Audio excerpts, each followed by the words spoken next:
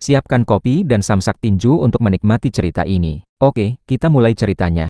Istriku tidak bisa paham bahkan dalam mimpi, mengapa suamiku yang dalam keadaan vegetatif dan telah terbaring selama 3 tahun, setelah sadarkan diri hal pertama yang dia lakukan justru ingin bercerai denganku. Padahal selama bertahun-tahun ini, dia selalu merawatku dengan cermat di sisi tempat tidur sakit setiap hari. Bahkan untuk mencegah anggota tubuhku tidak mengeras, dia bahkan menghabiskan uang senilai 50 mobil Maserati untuk menyewa perawat profesional yang datang setiap hari untuk melakukan pijatan mendalam bagi Ye Tengcheng. Tapi hanya aku yang tahu betul bagaimana Liu Ruyan benar-benar merawatku. Tuan Ji sudah dalam keadaan vegetatif selama 3 tahun, tidak ada tanda-tanda pemulihan sama sekali. Bahkan keluarga Ji juga telah menyarankan Nona Liu untuk menyerah. Namun Liu Ruyan tetap tidak berubah tekadnya. Nona Liu sangat mencintai Tuan Ji dengan dalam, dan mereka bahkan merupakan teman masa kecil. Tuan Ji sungguh beruntung, sejak kecil dia telah mendapatkan cinta yang terang-terangan dari Nona Liu. Dengar kabarnya Nona Liu selalu sedang menyusun acara pernikahan, ingin menjadi istri sah Tuan Ji. Pasti Tuan Ji akan sangat terharu setelah sadarkan diri ya.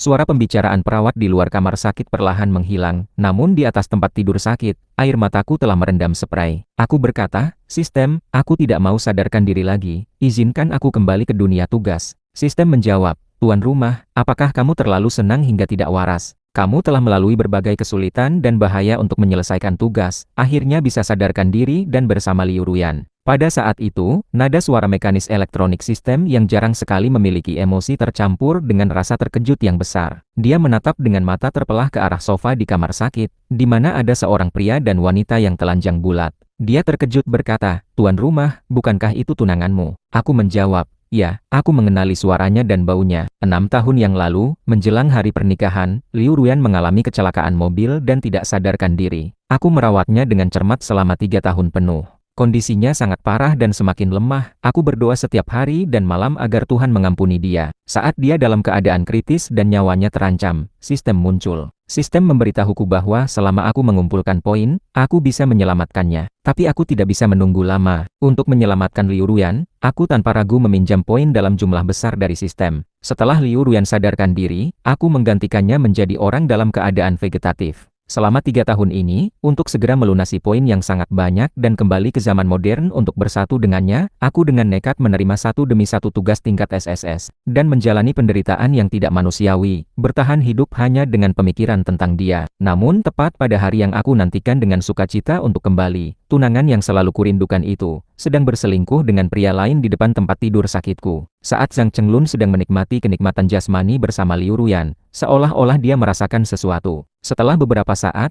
matanya yang semula kabur kembali jernih namun dingin, tanpa rasa sayangnya dia mendorong pria di atasnya dan berdiri untuk mengumpulkan pakaian yang berserakan di lantai. Ye Tengcheng duduk di sofa tanpa berpakaian sama sekali, dengan tatapan mata yang penuh kesedihan. Dia berkata, "Ruyan, akankah kita selalu seperti ini, bersembunyi dan rahasia?" Liu Ruyan sudah mengenakan pakaiannya, dengan santai merapikan lipatan roknya, seolah-olah wanita yang tadi seperti ular air melilit Ye Tengcheng di sofa bukanlah dirinya. Liu Ruyan berkata, "Jika ingin bersama aku, kamu harus menjadi selingkuhan yang tidak bisa dikenal publik. Jika tidak suka, kamu bisa mengakhirkannya kapan saja. Posisi suamiku hanya milik Ji Beude." Ye Tengcheng melihatnya dengan mata berkaca-kaca, berkata dengan nada menyedihkan, "Aku tidak berani mengharapkan menjadi suamimu. Cukup jika aku bisa menempati satu sudut kecil di hatimu. Aku sudah merasa puas." Liu Ruyan melihat dengan tidak acuh otot-otot yang kuat pada tubuhnya, dengan tatapan mata yang samar. Kemudian, nada suaranya yang dingin sedikit menyertai rasa kasihan. Dia berkata, "Kita sudah bersama 3 tahun. Selama kamu selalu baik-baik saja, aku tidak akan menyia-nyiakanmu. Setelah aku melahirkan ahli waris keluarga untuk Ji Beude, aku bisa melahirkan seorang anak untukmu." Sistem berkata, "Tuan rumah, baru saja kamu pergi, dia langsung merawat selingkuhan. Bahkan objek selingkuhannya adalah saudaramu sendiri." Aku menjawab,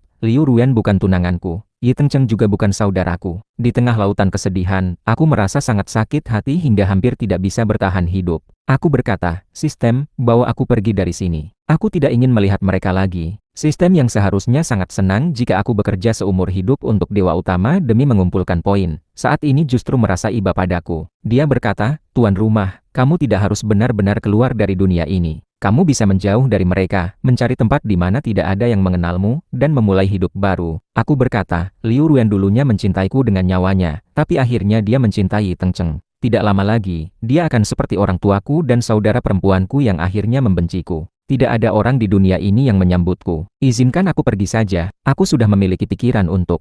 Mencari kematian. Monitor denyut jantung mengeluarkan suara alarm yang menusuk telinga. Setelah satu bunyi tiit, Liu Ruyan berteriak, "Ji Boude." Dia merangkak dan melompat ke sisi tempat tidur. Wajahku yang tak bernyawa membuat hatinya terasa sangat berat. Dia dengan gigih menekan tombol panggilan perawat dan menjerit ke arah pintu kamar, "Ada orang sini. Tolong bantu." Aku berkata, Liu Ruyan dan keluarga Ji tidak akan melepaskanku. Hanya kematian yang bisa membuatku terbebas dari mereka. Aku mendapatkan kesadaran yang singkat.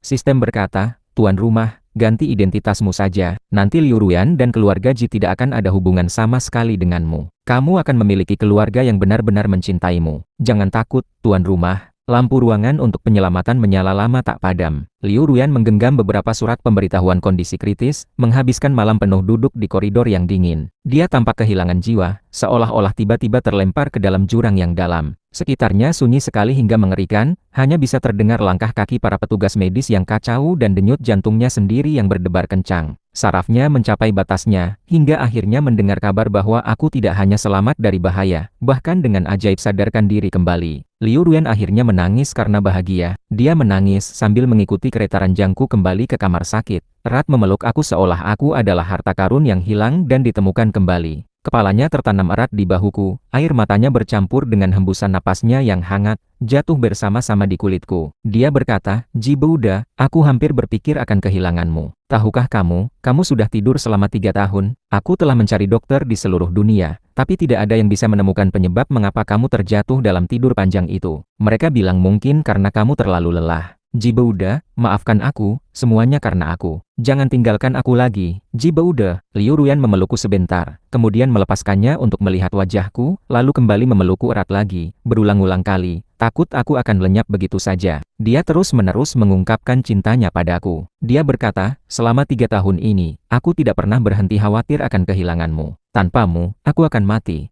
Di 3000 dunia kecil itu, aku terus-menerus membayangkan bagaimana saat kita bertemu kembali. Setiap kali aku membayangkannya, dia pasti akan seperti sekarang ini, memelukku erat. Aku penuh sukacita berpikir bahwa akhirnya akan mendapatkan kebahagiaan. Tak pernah menyangka bahwa aku akan dihadapkan pada pengkhianatan yang menyakitkan seperti ini.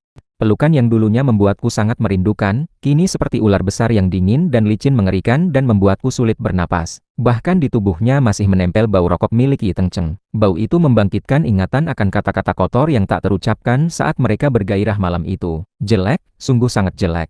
Aku tidak tahan dan dengan tiba-tiba mendorongnya, kemudian berpaling untuk muntah. Liu Ruyan ketakutan dan sibuk berlari-lari mengambil air dan membersihkan kumuranku, dengan cermat mengelap sudut bibirku. Sesekali dia melihatku dengan hati-hati, ingin berkata tapi akhirnya menahan diri. Akhirnya dia tidak tahan dan mencoba bertanya dengan hati-hati, "Kemarin malam apakah kamu mendengar sesuatu?" Aku mengangkat tangan dan melihatnya, menangkap ekspresi bersalah dan panik di dalam matanya. Bukankah dia juga bisa takut? Lalu mengapa dia memilih untuk mencari kesenangan di depan tempat tidur sakitku? Apakah dia yakin aku tidak akan sadarkan diri, atau percaya bahwa aku tidak akan pergi darinya? Sistem berkata, "Tuan rumah, sudah ditemukan. Putra keluarga konglomerat Chan memiliki jiwa yang tidak lengkap, dan akan melakukan kelahiran kembali dalam waktu setengah bulan. Aku telah mengatur segala sesuatunya dengan langit. Setelah Chan Zi meninggal, kamu bisa menggunakan kesempatan itu untuk kembali hidup dengan tubuh baru. Keluarga Chan jauh lebih kuat darinya. Setengah bulan. Dalam waktu setengah bulan lagi, aku akan memiliki identitas baru. Aku menatap wanita yang sudah pulih sehat di depanku. Di mana lagi kesusahan dan kesedihan yang dia alami 3 tahun yang lalu. Dia tidak lagi terlihat lesu dan tidak bernyawa. Aku berkata, "Sistem." Aku hanya merasa heran. Aku mengikat diri dengan sistem, berpindah antar dunia dengan kesadaranku, semata-mata untuk menyembuhkannya dan hidup bersama selamanya. Kini, aku dengan tanganku sendiri akan mengambil kembali poin yang kudapatkan dengan meminjam untuknya, dan dia akan seperti 3 tahun yang lalu menjadi orang vegetatif yang bisa mati secara tiba-tiba tanpa suara. Bukankah kita dulunya sangat mencintai satu sama lain? Bagaimana bisa berkembang seperti ini? Mata aku mulai terasa panas. Aku segera menundukkan kepala untuk menahan air mata. Sistem membujukku, "Tuan rumah, ini memang takdir Liu Ruyan. Omong-omong, karakter antagonis pertama yang sadar dan kemudian mengejarmu dari satu dunia ke dunia lain menurutku dia jauh lebih setia daripada Liu Ruyan. Saat itu aku menyarankan kamu untuk mempertimbangkannya, tapi kamu tidak terpengaruh sama sekali. Sungguh disayangkan. Karena tidak mendapatkan jawaban dariku lama-lama, hati Liu Ruyan semakin tertekan. Dia merasa menyesal karena tidak bisa menahan godaan dan melakukan hal yang tidak pantas di kamar sakit, tepat 1 hari sebelum aku sadarkan diri. Dia berpikir, tidak mungkin dia mendengarnya dengan kebetulan. Dia berkata dalam hati, Ji Boude, bagaimanapun juga, satu-satunya suami yang aku akui hanyalah kamu. Sekarang, Liu Ruyan hanya ingin segera menyelenggarakan pernikahan kita, agar bisa menghilangkan rasa tidak nyaman yang tidak jelas ini. Tenanglah. Dia tidak lagi memperdulikan adat pernikahan yang kompleks dan aturan-aturan tradisional. Wajahnya menunjukkan ekspresi yang sangat serius dan tegas. Dia berkata, aku akan segera kembali ke rumah keluarga Liu untuk bersiap-siap. Pada hari kamu keluar dari rumah sakit, aku akan langsung datang untuk membicarakan pernikahan kita. Pernikahan kita sudah tertunda selama 6 tahun penuh. Aku tidak bisa menunggu lagi. Ji Boude, sambil berkata demikian, tanpa menunggu tanggapanku, dia berdiri dan dengan cepat keluar dari kamar sakit. Tak lama setelah pintu kamar sakit tertutup, ayah dan ibuku datang dengan tergesa-gesa dan lelah. Setelah memastikan bahwa aku sudah sadarkan diri dan dalam kondisi baik, ayahku menghela nafas lega dan berkata, baiklah kamu sudah sadar, baiklah. Hatinya sedikit lunak, dan aku kembali mengingat perhatian ayah padaku sebelum aku berusia 5 tahun. Aku adalah anak pertama mereka, lahir dalam cinta dan harapan. Namun, aku hanya mendengar ayahku terus menggerutu dengan suara pelan. Aceng sudah 28 tahun, tidak baik terus menunda seperti ini. Aceng, Ito Cheng, tentu saja lagi tentang dia. Aku tersenyum pahit. Apalagi yang mereka inginkan dariku untuk Ito Cheng, aku sudah menyerahkan hak atas keluarga dan bahkan menjadi sumber darah untuknya selama 20 tahun. Bukankah itu cukup?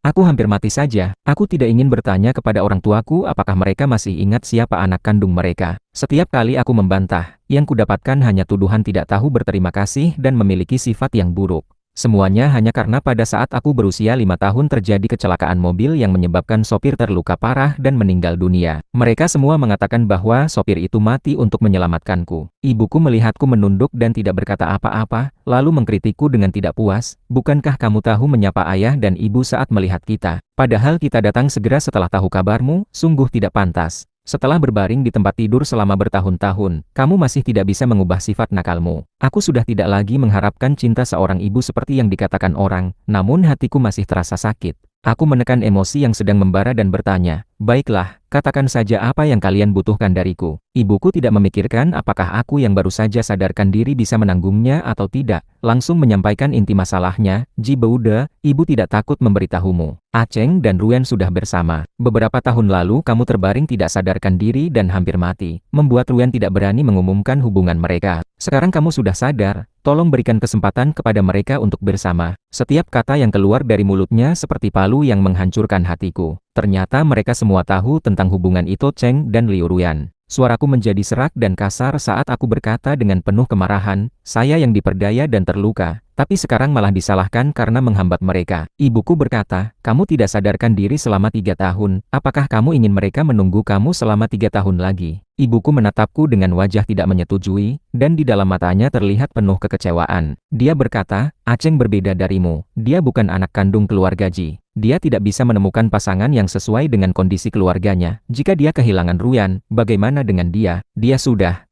menaruh harapan pada Ruyan. Ji Boude, seorang manusia tidak boleh begitu egois. Sampai akhir, ibuku meninggalkan kalimat, ini sebenarnya adalah utangmu kepada Aceng. Aku mengangkat pandangan dan menatap orang tua kandungku yang disebut-sebut itu. Kemudian bertanya, jika aku mati, bukankah utang itu akan hilang? Dia berkata, baiklah, jadi kamu berniat mengancam dengan bunuh diri ya? Ayahku sangat marah, langsung mencela dan merendahkan aku. Sudah 3 tahun, kira-kira Ruyan masih akan menyukaimu kah? Menikahimu hanya karena rasa baik hati dia. Sampai kapan kamu akan terus memanfaatkan kebaikan orang lain? Sejak kecil tidak ada satupun hal yang membuat kita tenang. Mengapa tidak belajar dari kesopan dan kesetiaan Aceng? Anak durhaka. Kesedihan menghantam hatiku. Aku bertanya, kalau begitu kalian ingin aku bagaimana agar bisa mempertemukan mereka? Ibuku akhirnya menunjukkan senyuman. Dia berkata, ayah dan ibu sudah memilihkan calon pasangan untukmu, yaitu nona besar keluarga Shu dari Rongcheng. Dia bersedia menikahimu loh. Beberapa hari lagi, kamu bilang pada Ruyan bahwa kamu yang pertama kali berubah hati. Nanti Ruyan tidak akan merasa beban hati lagi dan bisa melihat kebaikan Aceng. Keluarga Shu tidak kalah dengan keluarga Liu. Setelah kamu menikahi Nona Shu, kamu akan mengerti betapa baiknya niat ayah dan ibu. Kami tidak akan membahayakanmu. Sistem berkata, Tuan rumah, jangan dengarkan dia. Sistem telah cepat mencari informasi. Dia berkata, keluarga Shu memang sangat berkuasa dan kaya raya, tapi Nona Shu memiliki gangguan jiwa. Dia telah memukuli hingga mati atau lumpuh 2 orang tunangannya. Keluarga Ji menginginkan proyek bernilai triliunan rupiah di pusat kota yang dimiliki keluarga Shu. Jadi mereka dengan senang hati melakukan pernikahan bisnis. Keluarga Ji selalu khawatir akan omongan masyarakat bahwa mereka memelihara Yi Tengcheng hanya untuk pernikahan dan mengkhianati kebaikan orang lain.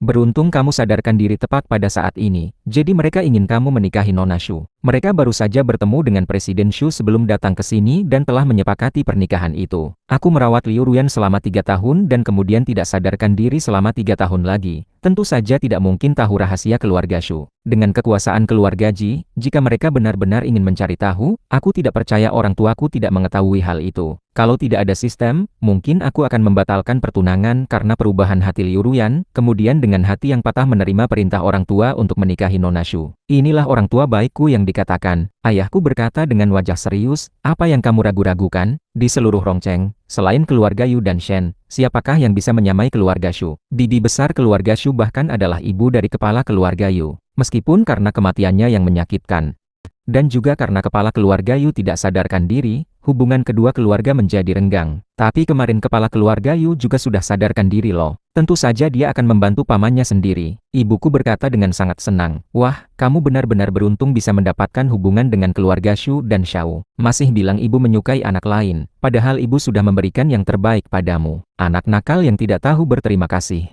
Aku menatap mata ibuku yang tampak penuh perhatian. Tidak ada sedikit pun keraguan atau kekhawatiran di dalamnya. Apakah mereka sungguh begitu tergesa-gesa untuk menjatuhkanku ke dalam jurang yang menyala api? Sebenarnya, kalau Nona Shu adalah orang gila, bukankah Liu Ruyan juga sama saja? Hanya aku yang tahu apa yang sebenarnya tersembunyi di dalam hati Liu Ruyan, sebuah iblis yang sangat keras kepala dan mengerikan. Kecuali aku mati, tidak mungkin aku bisa lolos dari 2 pertunangan yang tidak masuk akal ini. Aku berkata, sistem, aku setuju denganmu. Aku akan membatalkan keinginan untuk menyembuhkan Liu Ruyan. Dalam waktu setengah bulan lagi, aku akan kembali hidup dengan tubuh baru, dan kekuatanku di dunia ini akan melebihi ketiga keluarga itu. Aku tidak ingin lagi diperintah dan dipermainkan oleh orang-orang ini. Sistem menjawab, baiklah, tuan rumah. Aku menyetujui usulan ayah dan ibuku. Aku tidak ingin di dalam 15 hari terakhir ini, masih harus menghadapi celaan dan omelan yang tidak ada habisnya dari mereka. Setelah tubuh ini mati, pertunanganku dengan Liu Ruyan tentu saja akan otomatis dibatalkan. Pada hari aku keluar dari rumah sakit, aku bertemu dengan adik perempuanku Ji Meiyou yang sudah lama tidak kulihat. Menghadapi kakaknya yang baru saja sembuh dari penyakit lama dan keluar dari rumah sakit, di matanya hanya terlihat rasa waspada. Kesenangan yang muncul di hatiku menghilang begitu saja. Apakah dia khawatir kalau aku kembali akan membuat Yi Tengcheng berpikir terlalu jauh? Di jalan pulang, Ji Meiyou yang wajahnya tampak tegang akhirnya berbicara dengan nada suara yang dingin dan keras untuk mengingatkanku, Ji Boude, Aceng sudah kehilangan ayahnya sejak kecil dan tinggal di rumah orang lain. Meskipun dia terlihat kuat di luar, sebenarnya hatinya sangat lemah. Seharusnya dia memiliki keluarga yang bahagia. Paman Siji di surga juga tidak ingin melihat anaknya menderita. Aku berbicara sendiri, menderita. Yi Tengcheng yang sejak kecil memiliki tubuh lemah justru mendapatkan seluruh perhatian dan cinta dari keluarga Ji. Kamar tidur, ruang baca, dan ruang melukisku yang aslinya sekarang semuanya menjadi miliknya. Dari sekolah dasar hingga universitas, guru dan teman sekelas hanya mengira kalau aku yang selalu merawatnya adalah pembantu atau teman sekelas yang harus membantu dia. Aku seharusnya bisa masuk Universitas Qinghua atau Beida, kalau tidak juga bisa masuk Universitas C yang dekat dengan sekolahnya. Tapi untuk kemudahan memberikan darah padanya, aku hanya bisa masuk universitas tingkat 2. Apakah ini disebut menderita? Aku masih ingat saat pertama kali aku diambil untuk memberikan darah padanya, Yi Tengcheng untuk transfusi darah pada malam itu, aku menangis karena sakit parah. Adikku juga ikut menangis dan memberiku semua permen yang dia sembunyikan diam-diam. Dia berkata, kakak jangan nangis ya, nanti tidak ada lagi. Permen itu seharusnya manis, tapi saat aku mengingatnya sekarang rasanya sangat pahit. Aku berusaha menahan air mata, tapi akhirnya tetesan air mataku tetap jatuh satu demi satu. Aku hanya bisa bersandar di kursi mobil, memalingkan wajah ke arah luar jendela. Adikku, telingaku terdengar suaranya yang tidak lagi dingin. Dia berkata, jangan kau sungkan-sungkan atau menyakiti Aceng ya. Saat tiba di rumah Jiaya, Yi Tengcheng baru saja keluar dari dapur dengan senyum yang lembut dan tidak mengancam di wajahnya. Dia berkata, kakak tua, untuk merayakan keluarnya kakak dari rumah sakit, aku membuat beberapa hidangan. Coba rasakan ya kakak. Aku melihat meja makan semua hidangannya adalah makanan laut seperti ikan, udang, kepiting, dan kerang. Ayah dan ibuku melihatnya dengan wajah penuh kebanggaan dan pujian, tidak merasa ada yang salah dengan hidangan-hidangan itu. Yi Tengcheng bertanya, "Kakak tidak mau makan kah?" Dia menghela nafas dan berkata, "Rupanya kakak masih tidak mau menerima aku ya. Apakah ada yang kurang baik dari diriku, kakak Jibeude?" Ayahku langsung melemparkan sumpitnya dengan marah dan meneriakkan, "Bahkan kalau kamu punya banyak keluhan terhadap Aceng, dia tetap saja anak keluarga Jiaya dan adikmu. Katanya makan, kamu makan saja." Ibuku menggelengkan kepala dengan penuh kekecewaan dan berkata, "Jibeude, kamu terlalu sombong. Aceng sudah bekerja keras seharian penuh.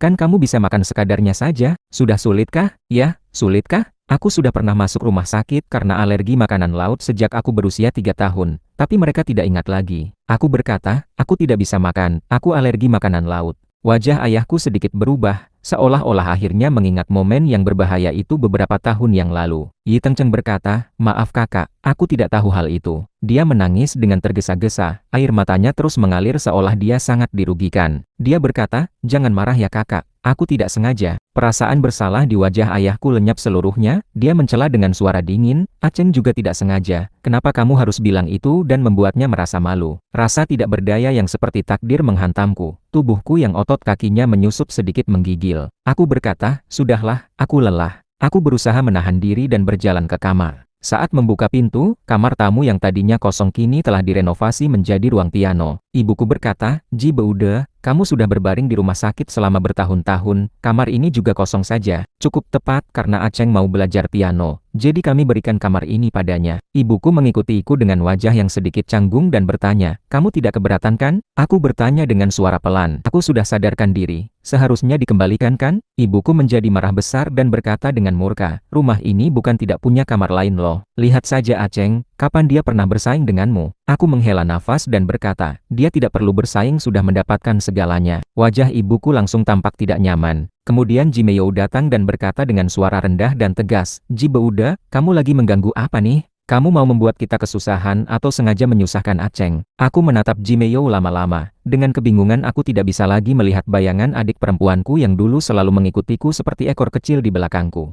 Hanya tidak sadarkan diri selama 3 tahun saja, tempat terakhir yang kumiliki di hati adikku kini juga telah ditempati oleh Yi Tengcheng. Kenapa utangku kepada Yi Tengcheng tidak pernah bisa lunas? Melihat kesedihan di mataku, Jimeo melunakkan suaranya dan berkata, "Jangan lagi mengganggu ya." Aku mengangguk tanpa membantah. Apa yang harus diperdebatkan? Mereka tidak pernah berpikir untuk membuatku menang. Akhirnya aku pindah ke kamar kecil di ujung koridor lantai atas. Di sudut kamar ada barang-barang pribadiku yang diambil dari kamar lama dan dibiarkan berantakan. Bola kristalnya sudah pecah sejak lama, cairan di dalamnya juga sudah kering. Model istana kecilnya terjatuh dan terinjak hancur. Itulah hadiah dari adikku. Aku masih ingat saat itu adikku yang baru 3 tahun berkata, "Nanti aku akan membangun istana besar. Kakak dan aku akan tinggal bersama." Aku mengangkat bola kristal yang rusak dan menekan saklarnya, tapi tidak ada lagi musik yang terdengar. Aku seharusnya sudah menyadari sejak lama, bahwa sejak 23 tahun yang lalu, rumah ini sudah tidak lagi menjadi milikku. Di sudut kamar juga ada banyak barang yang kusimpan dengan hati-hati, semuanya adalah lambang kasih sayang keluarga dan cinta yang kurindukan. Mereka semua sudah melangkah maju, hanya aku yang masih terjebak di masa lalu. Sudah saatnya untuk melepaskan semuanya. Aku mengambil karung, memasukkan semua barang itu satu persatu, kemudian menariknya ke halaman belakang. Aku membawa ember baja, memasukkan barang-barang yang mudah terbakar dan menyalakan api. Setelah mencium bau asap, ayahku keluar mengejariku dan meneriakkan marah. "Cuma pindah kamar saja sudah membakar barang. Kamu sengaja ingin mempermalukan keluarga ini ya?" Ibuku berkata dengan tidak percaya. "Jibeude, kok kamu jadi seperti ini?" Aku tidak mendengarkan mereka sama sekali. Dengan gerakan seperti mesin aku terus memasukkan barang ke dalam ember. Jimeo mendekat dan menggenggam tanganku berkata, "Jibeude, kamu harus membuat semua orang tidak nyaman saja kan?" Pada saat itu, Liu Ruyan datang dengan membawa banyak hadiah di dalam mobilnya. Saat turun dari mobil, Liu Ruyan langsung melihat ember baja yang menyala dengan nyala api besar. Akhirnya pandangannya tertuju padaku, yang sedang memegang boneka berbulu di tangan, lalu berkata dengan terkejut, "Jibeude, ini kan yang kuberi kamu. Dulunya kamu selalu memeluknya saat tidur, kok mau dibakar ya?" Aku menatap boneka kelinci yang sudah kotor itu dengan terpana, tidak tahu sedang berbicara tentang boneka atau diriku sendiri. Kenapa jadi seperti ini? Aku memasukkan semua barang yang pernah kusimpan dengan hati-hati, seragam sekolah, foto bersama, surat cinta, dan lain-lain secara sekaligus ke dalam ember baja. Ular-ular api yang membakar dengan ganas menghancurkan semua kenangan masa lalu. Aku mengeluarkan pertanyaan yang sama seperti Liu Ruyan. Ya benar, kenapa bisa jadi seperti ini? Liu Ruyan tidak melihat foto bersama dan surat-surat itu. Hanya sempat melihat sebagian seragam sekolah saja, jadi dia mengira aku benar-benar membakar barang-barang lama. Dia dengan santai melemparkan boneka kelinci berbulu juga ke dalamnya dan berkata, bakar saja kalau mau, nanti aku belikan yang baru. Sebelum boneka itu benar-benar terbakar habis, Liu Ruyan menyerahkan selembar daftar ke tanganku dengan suara yang ceria, Ji Boude, semua barang mas kawin ini kananmu untuk disimpan. Saat kita menikah, semua milik keluarga Liu akan jadi milikmu. Kalau bukan karena harus memilih hari yang baik dan berbahagia, aku ingin saja pernikahannya hari ini saja. Matanya bersinar seperti bintang di langit.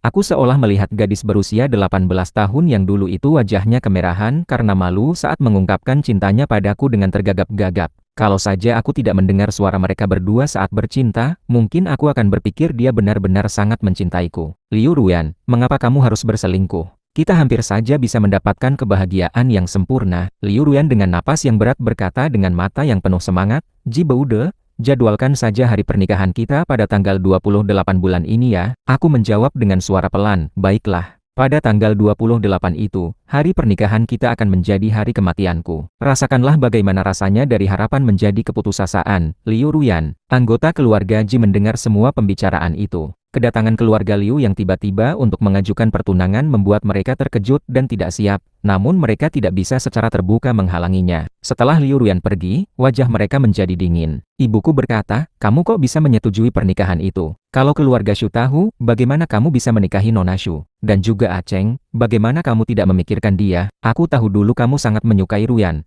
Tapi kamu harus menerima kenyataan dia dan Aceng lah yang cocok satu sama lain. Begitu ingin sekali Tengcheng menikahi Liu Ruyan ya, aku bahkan sedikit menantikan hal itu. Aku akan mati saat Liu Ruyan masih mengaku mencintaiku. Nantinya apakah Yi Tengcheng akan mendapatkan apa yang diinginkannya? Dan bagaimana keluarga Ji akan menjelaskan semuanya kepada keluarga Shu? Aku berkata, biarkan saja, pertunangan ini pasti akan dibatalkan. Aku sedikit menyeringai dan berpikir, bagus saja, kematian bagiku adalah kelahiran baru. Aku akan segera bisa benar-benar lepas dari mereka semua, tidak perlu lagi mengharapkan cinta yang disebut-sebut itu. Ibuku berkata, keluarga Shu adalah keluarga yang sangat baik untuk dijadikan mertua. Banyak pemuda-muda yang menginginkannya tapi tidak mendapatkan. Anak nakal kamu malah tidak mau dengan rela hati. Ayah dan ibu kan hanya untuk kebaikanmu. Ibuku langsung meraih daftar barang mas kawin dari tanganku, kemudian berbalik menyerahkannya ke pelukan Yi Tengcheng. Dia berkata, Aceng, ini adalah barang mas kawin calon istri kamu. Simpan baik-baik ya. Yi Tengcheng berkata, tapi ini kan yang diberikan Ruyan untuk kakak tua. Yi Tengcheng melihat hadiah-hadiah mahal yang ada di atas meja, sudah merasa sangat iri hati. Saat melihat daftar barang mas kawin yang penuh dengan aset besar, matanya bahkan menjadi merah. Dia sudah bersama Liu Ruyan selama 3 tahun, mengapa masih tidak bisa mengalahkan Ji Boude? Dan juga keluarga Shu itu adalah keluarga kaya raya tingkat atas. Kenapa pertunangan Ji Boude yang dulu sering sakit bisa lebih baik darinya? Yi Tengcheng dengan paksa menekan rasa cemburu dan benci yang meluap di hatinya, kemudian dengan takut menolak, Ibu, aku tidak berani bersaing dengan kakak tua. Ini lebih baik diberikan pada kakak tua saja. Aku sungguh minta maaf kepada kakak tua. Hanya berharap kakak tua tidak membenciku. Ibuku berkata, anak bodoh.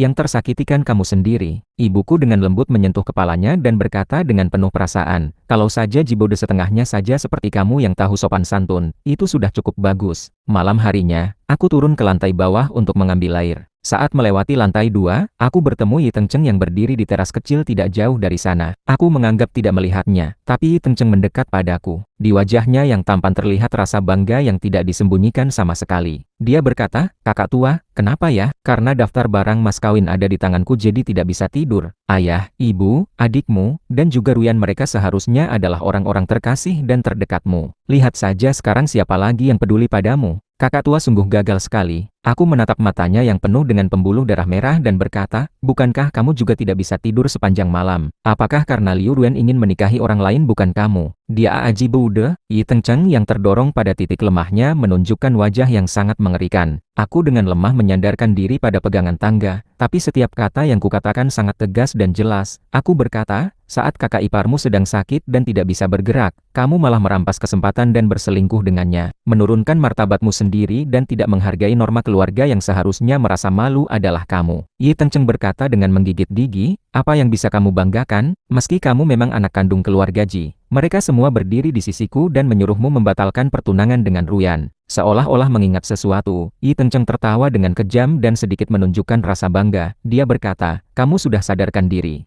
Kemarin malam sebelum kamu sadarkan diri, Ruyan merayu dan memelukku di depan tempat tidur sakitmu selama 3 kali penuh. Tubuhku membuatnya sangat terpikat dan gila. Halayak Liu Ruyan tidak lagi bisa membangkitkan emosi kemarahan atau kesedihan apapun padaku. Mataku tampak tenang seperti kolam air yang tidak bergelombang sama sekali. Aku berkata, Yi Tengcheng, kamu sungguh menyedihkan sekali. Tidak bisa membuatku marah atau terganggu. Yi Tengcheng akhirnya kehilangan kendali dirinya. Dia menjerit, Ji Beude, dari mana kamu bisa tetap menunjukkan sikap yang sombong seperti ini? Jangan lupa, kamu berutang nyawaku. Kamu tidak seharusnya sadarkan diri kembali. Niat jahat yang seperti iblis memunculkan dorongan yang sudah ditekan selama bertahun-tahun di dalam hatinya. Dorongan itu keluar dengan kuat dan membuat Yi Tengcheng dengan tiba-tiba mendorong orang di depannya. Dia berteriak, matilah kau. Saat mendengar kalimat pertama, aku sudah merasa ada yang tidak beres. Pada saat tubuhku mulai kehilangan keseimbangan, aku menarik tangan Yi Tengcheng, hingga akhirnya kita berdua berguling turun dari tangga putar yang panjang itu. Darah keluar dari dahinya dan sudut bibirku, pandanganku menjadi merah karena darah. Aku melihat wajah Yi Tengcheng yang menyimpang karena rasa sakit. Ternyata dia juga bisa merasakan sakit ya. Ji Meiyou adalah orang pertama yang mendengar suara aneh dan turun ke lantai bawah. Melihat kita berdua terbaring di tengah lautan darah, dia tanpa berpikir panjang langsung berlari ke arah Yi Tengcheng. Aceng, Aceng. Yi Tengcheng yang selama ini hidup nyaman dan terawat sudah pingsan karena rasa sakit yang luar biasa. Setelah sekilas melihatku yang masih sadar, Ji Meiyou memerintahkan pengawal untuk segera mengantar Yi Tengcheng ke mobil. Ji Beude, Aceng terluka di kepalanya dan kondisinya sangat kritis. Aku harus membawanya ke rumah sakit sekarang.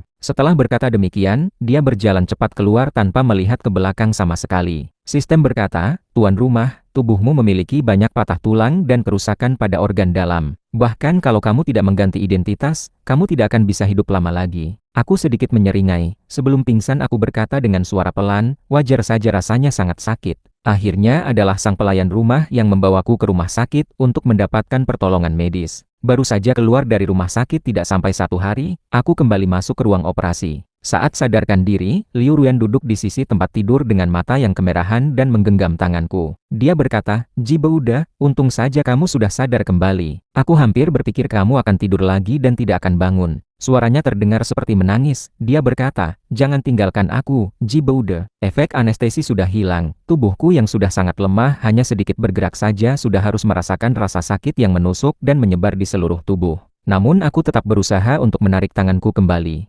Tunggu saja sebentar lagi, sudah hampir berakhir. Bam, dengan suara keras ayahku menendang pintu terbuka dan mencela dengan marah, Ji Beude, kamu benar-benar mendorong adikmu jatuh dari tangga. Dari mana saya miliki anak sepertimu yang berhati busuk? Di belakangnya ibuku menangis sambil mengelap air mata dengan sangat sedih. Dia berkata dengan suara tercekik, Ji Beude, kamu sungguh membuat ibu sangat kecewa. Aku menatap orang tuaku yang sedang emosional dengan wajah acuh tak acuh. Suaraku sangat tenang hingga terasa mengerikan. Adalah Yi Tengcheng yang pertama mendorongku jatuh dari tangga. Ayahku menjadi sangat marah dan menjerit, kamu masih berusaha menolak. Apakah ada alasan Aceng untuk mendorongmu? Sebaliknya kamu yang selalu sempit hati dan menyusahkanya sejak kecil. Saya sudah mengetahui akhirnya akan seperti ini. Aku mengangkat ponsel yang ada di sampingku dan berkata, kalau begitu mari kita laporkan ke polisi saja. Polisi akan mengembalikan kebenaran berdasarkan jejak bukti di lokasi kejadian. Ayahku sangat marah hingga wajahnya memerah. Dia langsung menyambar ponselku dan menjatuhkannya hingga hancur berkeping-keping. Ayahku menatapku, wajahnya yang gelap tiba-tiba sedikit menunjukkan rasa bingung. Liu Ruyan dengan wajah muram membujuk, Pak, mari kita dengar dulu apa yang dikatakan Ji Beude. Saat ayahku hendak bersabar untuk menanyakan kejadian malam itu, pintu kamar yang sedikit terbuka tiba-tiba dibuka dengan keras lagi, hingga pelat pintunya membentur dinding dengan suara tat. Ji Meiyou datang dengan tergesa-gesa bersama 2 dokter. Dia langsung menggenggam tanganku tanpa berkata apa-apa dan berbalik dengan suara cepat. Cek darah sekarang. Aku bertanya, kau ingin aku memberikan darah untuk Yi Tengcheng? Aku mengangkat pandangan dan menatap wajah adikku yang sudah sangat asing bagiku. Ji Meiyou, apakah kamu tidak akan menanyakan bagaimana kondisi tubuhku? Ji Meiyou dengan tatapan mata yang penuh ketidaksabaran dan kelelahan berkata, Ji Beude, aku bisa tidak menuntut kesalahanmu karena mendorong Aceng jatuh. Tapi Aceng akan mati kalau tidak mendapatkan darahmu. Tolong dia dulu. Liu Ruyan mendengar bahwa mantan kekasihnya dalam kondisi yang mengancam nyawa, tiba-tiba merasa iba padanya. Sebelum dia bisa berkata bahwa Ji Boude perlu istirahat, dia menelan kata itu kembali. Dia melihatku dengan wajah yang penuh kegelisahan dan berkata, Ji Boude, dia kan adikmu. Aku bertanya, Liu Ruyan, apakah kamu juga ingin aku memberikan darah untuk Yi Tengcheng? Liu Ruyan pertama kali melihat mataku seperti ini seolah menyimpan keputusasaan dan kesendirian yang tak terbatas. Hatinya tiba-tiba merasa tidak nyaman. Namun tak lama kemudian dia mengingat kembali momen-momen mesra yang dia lalui bersama Yi Tengcheng selama 3 tahun ini. Matanya yang hitam pekat sedikit menunjukkan rasa iri hati. Bagi dia, aku adalah sosok yang mulia seperti dewa yang tidak boleh dicederai. Sedangkan Yi Tengcheng adalah pasangan seks yang bisa memenuhi semua keinginannya. Tentu saja pasangan seks tidak bisa menyamai sosok dewa, tapi dia tidak ingin kehilangan salah satu dari keduanya. Sekarang bukan saatnya untuk memilih salah satu saja, hanya perlu mengambil sedikit darah saja, tidak apa-apa. Maka dia berkata, bagaimanapun juga, kalian adalah saudara kandung. Liu Ruyan secara tidak sengaja menghindari pandanganku, dia berkata, ada dokter di sini, kamu tidak akan mengalami masalah apa-apa. Aku akan memberikan makanan untuk memulihkan darahmu nanti. Aku akan segera menyuruh pelayan membuat sup untuk menambah energi darahmu. Sambil berkata demikian, Liu Ruyan mengambil ponselnya dan keluar dari kamar sakit. Aku seharusnya merasa marah. Tapi tubuhku tidak memungkinkanku untuk merasakan kemarahan. Aku merasa seperti semua kekuatan telah terkuras habis, terbaring di tempat tidur sakit sambil menatap jauh-jauh ke arah bayangannya. Aku masih ingat saat aku berusia 6 tahun, Yi Tengcheng telah menjatuhkan dan membunuh kucingku. Saat aku mengadu pada orang tua, yang kudapatkan hanya celaan. Aku tidak puas dan menangis serta membuat keributan. Akhirnya yang kudapatkan bukan pelukan dan penghiburan yang hangat dari ibu, melainkan tamparan wajah yang kejam. Aku pergi dari rumah dengan membawa tas sekolahku, dan Liu Ruyan yang menemukan diriku. Dia memegang tanganku dan membawaku pulang, berkata bahwa dia akan cepat tumbuh besar dan memberiku rumah yang hangat,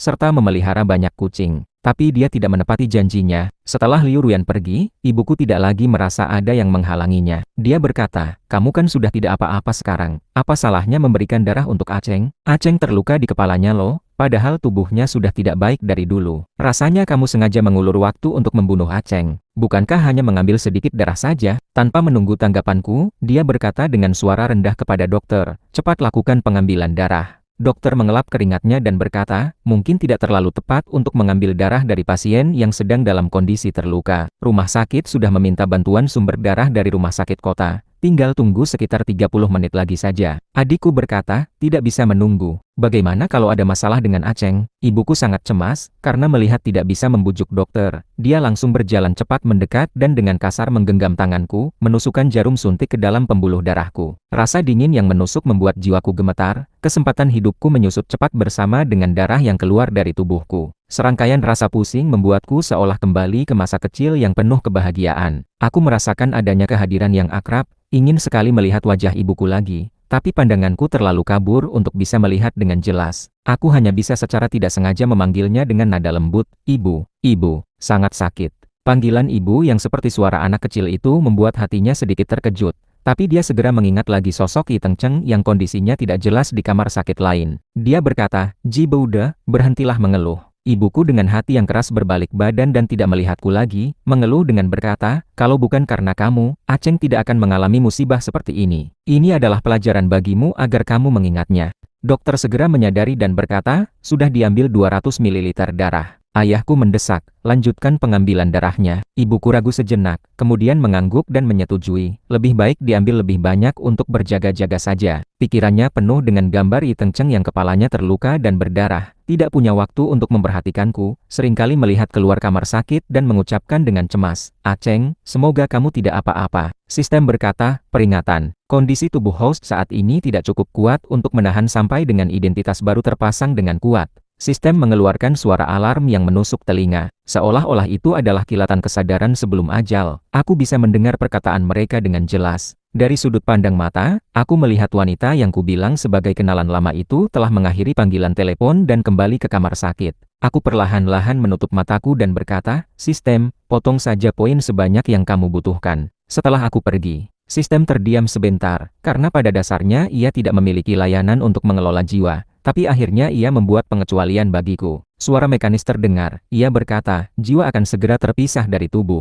Saat melihatku pingsan, dokter yang ketakutan segera menghalangi dan berkata, sudah 400 ml, tidak bisa diambil lagi. Bahkan orang sehat sekalipun tidak akan tahan jika darahnya diambil sebanyak itu sekaligus. Ayahku berkata, ini masalah nyawa manusia, mengapa kamu berlarut-larut? Sebelumnya pernah diambil 600 ml dan tidak apa-apa kan, Tuan Ji? Ayahku hendak melanjutkan celaannya, tapi ibuku menariknya. Ia melihat putranya yang tertidur dengan mata dan bibir yang tertutup rapat di tempat tidur sakit. Hatinya tiba-tiba berdebar tidak karuan. Ia berkata, baiklah, bawa darah ini dulu untuk menyelamatkan Aceng. Mengikuti pandangan istrinya, ayahku memperhatikan wajahku yang pucat tanpa warna, mengeluarkan suara sengutan dan berkata, anak durhaka, kamu mendapatkan hasil dari perbuatannya sendiri. Pada saat itu, Tuan Ji berdiri dan berkata, kita sudah menghabiskan banyak waktu di sini, mari kita pergi dulu. Jika darahnya tidak cukup, kita akan kembali mengambilnya lagi. Dokter baru saja ingin memeriksa kondisiku, tapi sudah ditarik pergi oleh Tuan Ji. Liu Ruyan melewati mereka, ia masih ingat pandanganku yang suram dan tidak bersemangat. Rasa ketakutan yang tidak bisa dijelaskan semakin kuat dalam hatinya, dan ia berniat untuk mendekat dan menghiburku dengan baik.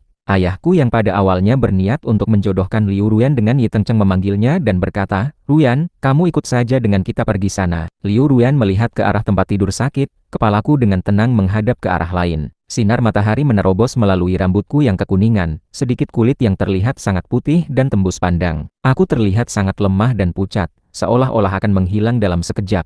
Liu Ruyan merasa cemas dan ingin mendekat, tapi ibuku yang akan meninggalkan kamar sakit melihatnya tidak mengikuti dan membujuk, biarkan Ji Bode beristirahat saja. Mengingat kekasihnya yang kondisinya tidak jelas di sana, serta Yi Tengcheng yang selama 3 tahun ini selalu menemani tanpa pamrih dan tanpa status resmi, Liu Ruyan tidak bisa tidak merasa bersalah. Ia mengubah arah langkahnya, bahkan tidak berani menghadapiku langsung karena rasa bersalah yang tidak jelas. Dia berkata, Ji Bode, aku akan melihat kondisi adikmu ya. Dalam sekejap, kamar sakit menjadi sunyi sepi. Aku berkata, mereka tidak menyadari kalau aku sudah mati. Jiwaku melayang di udara, menatap tubuhku yang sepi dengan rasa kehilangan. Sistem berkata, Tuan rumah, fakta bahwa mereka tidak mencintaimu tidak akan pernah bisa menyakitimu. Yang benar-benar menyakitimu adalah harapanmu yang tidak realistis dan penuh hayalan. Sistem membawa jiwaku bergerak cepat hingga ke depan pintu ruang operasi. Di sana, keluarga Ji dan Liu Ruyan menunjukkan wajah yang penuh kekhawatiran. Sesuatu yang penting telah dicabut dengan paksa dari kehidupannya. Dia dengan panik melihat ke arah ruang kosong dan berteriak,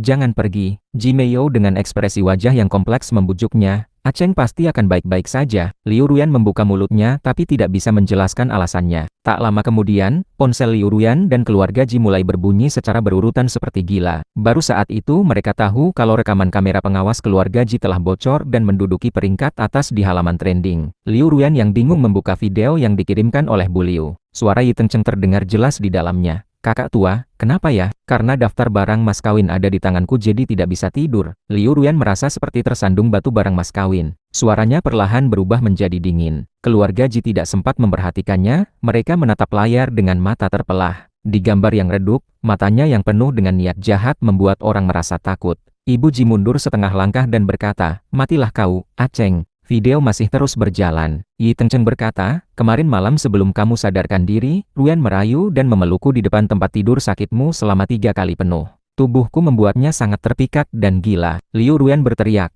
YTNGCHNG. Ji Meiyou sebenarnya sudah tahu kalau Yi Tengcheng dan Liu Ruyan berselingkuh. Tapi saat mendengarnya secara langsung, hatinya tetap tidak bisa menahan rasa sakit yang menyebar. Namun reaksi Liu Ruyan justru membuat hatinya semakin dingin. Ji Meiyou berkata, kakak Ruyan, Aceng sangat menyukaimu, kalau bukan karena kamu. Pada saat itu, di layar terlihat Yi Tengcheng dengan sengaja mendorong Ji Bode dan mengutuknya, matilah kau. Ji Meiyou melihat dengan mata yang hampir pecah belah. Saat Ji Bode pada saat jatuh menarik Yi Tengcheng bersama-sama berguling turun tangga. Wajahnya menjadi pucat dan dia terjatuh duduk di kursi koridor rumah sakit. Bagaimana bisa Aceng melakukan hal yang begitu kejam terhadap kakakku? Bahkan kamera pengawas itu adalah yang kurasakan sendiri. Tapi aku tidak pernah melihat rekamannya dan langsung menyalahkan kakak karena mendorong Aceng. Ji Meiyou dengan kesakitan meraih rambutnya dan berbicara sendiri. Kenapa bisa jadi seperti ini? Aceng biasanya sangat baik hati dan lembut.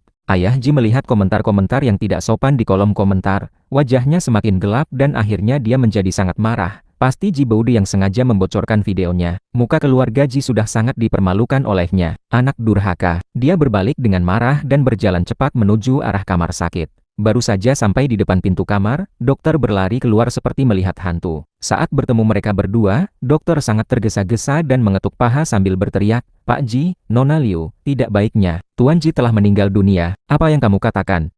Matanya Liu Ruyan tiba-tiba penuh dengan warna merah yang mengerikan. Dia dengan cepat menggenggam kerah dokter dan bertanya, siapa yang meninggal dunia? Dia baru saja sadarkan diri. Dokter dengan wajah seperti ingin menangis berkata, Tuan Ji memang sudah tidak ada lagi. Ibuku yang mengejar dari belakang mendengar kata-kata itu, tubuhnya menjadi lemah dan hampir jatuh. Ayahku berhenti dari langkahnya yang hendak masuk kamar sakit dan dengan cepat menopangnya. Ibuku menggenggam tangannya dengan sangat erat, bibirnya menjadi pucat tanpa warna. Dia berkata dengan suara pelan, tidak ada lagi. Ayahku dengan wajah kemerahan tua berkata, sudah 20 tahun darahnya diambil untuk Aceng, bagaimana mungkin bisa mati begitu saja? Dia berbalik dan meneriakkan marah kepada dokter yang hampir tercekik, berapa banyak uang yang diberikan Ji Baude padamu untuk bersekongkol dengannya berbohong kepada orang tuanya? Apakah dia takut aku akan menuntut kesalahannya karena membocorkan rahasia keluarga? Anak tidak tahu berterima kasih. Dokter yang baru saja dilempar ke lantai oleh Liu Ruyan duduk dengan gemetar, ingin berkata tapi akhirnya menahan diri. Ini adalah rumah sakit pribadi milik kelompok bisnis Ji. Ada hal-hal yang tidak boleh dia teliti terlalu dalam. Dia berkata, Tuan Ji sudah kehilangan banyak darah, bagaimana mungkin bisa bertahan? Ekspresi dokter yang tidak menunjukkan tanda-tanda bohong membuat Liu Ruyan merasa seperti terbenam dalam danau es, bahkan tidak berani masuk kamar sakit untuk memastikannya. Dia hanya bisa marah tanpa daya dan memukuli dokter dengan tangan kanan dan kirinya bergantian, berteriak, kamu berani mengutuk dia, dia tidak akan mati. Suasana menjadi sangat kacau. Ayahku dengan susah payah menopang ibuku yang lemah seluruh tubuh,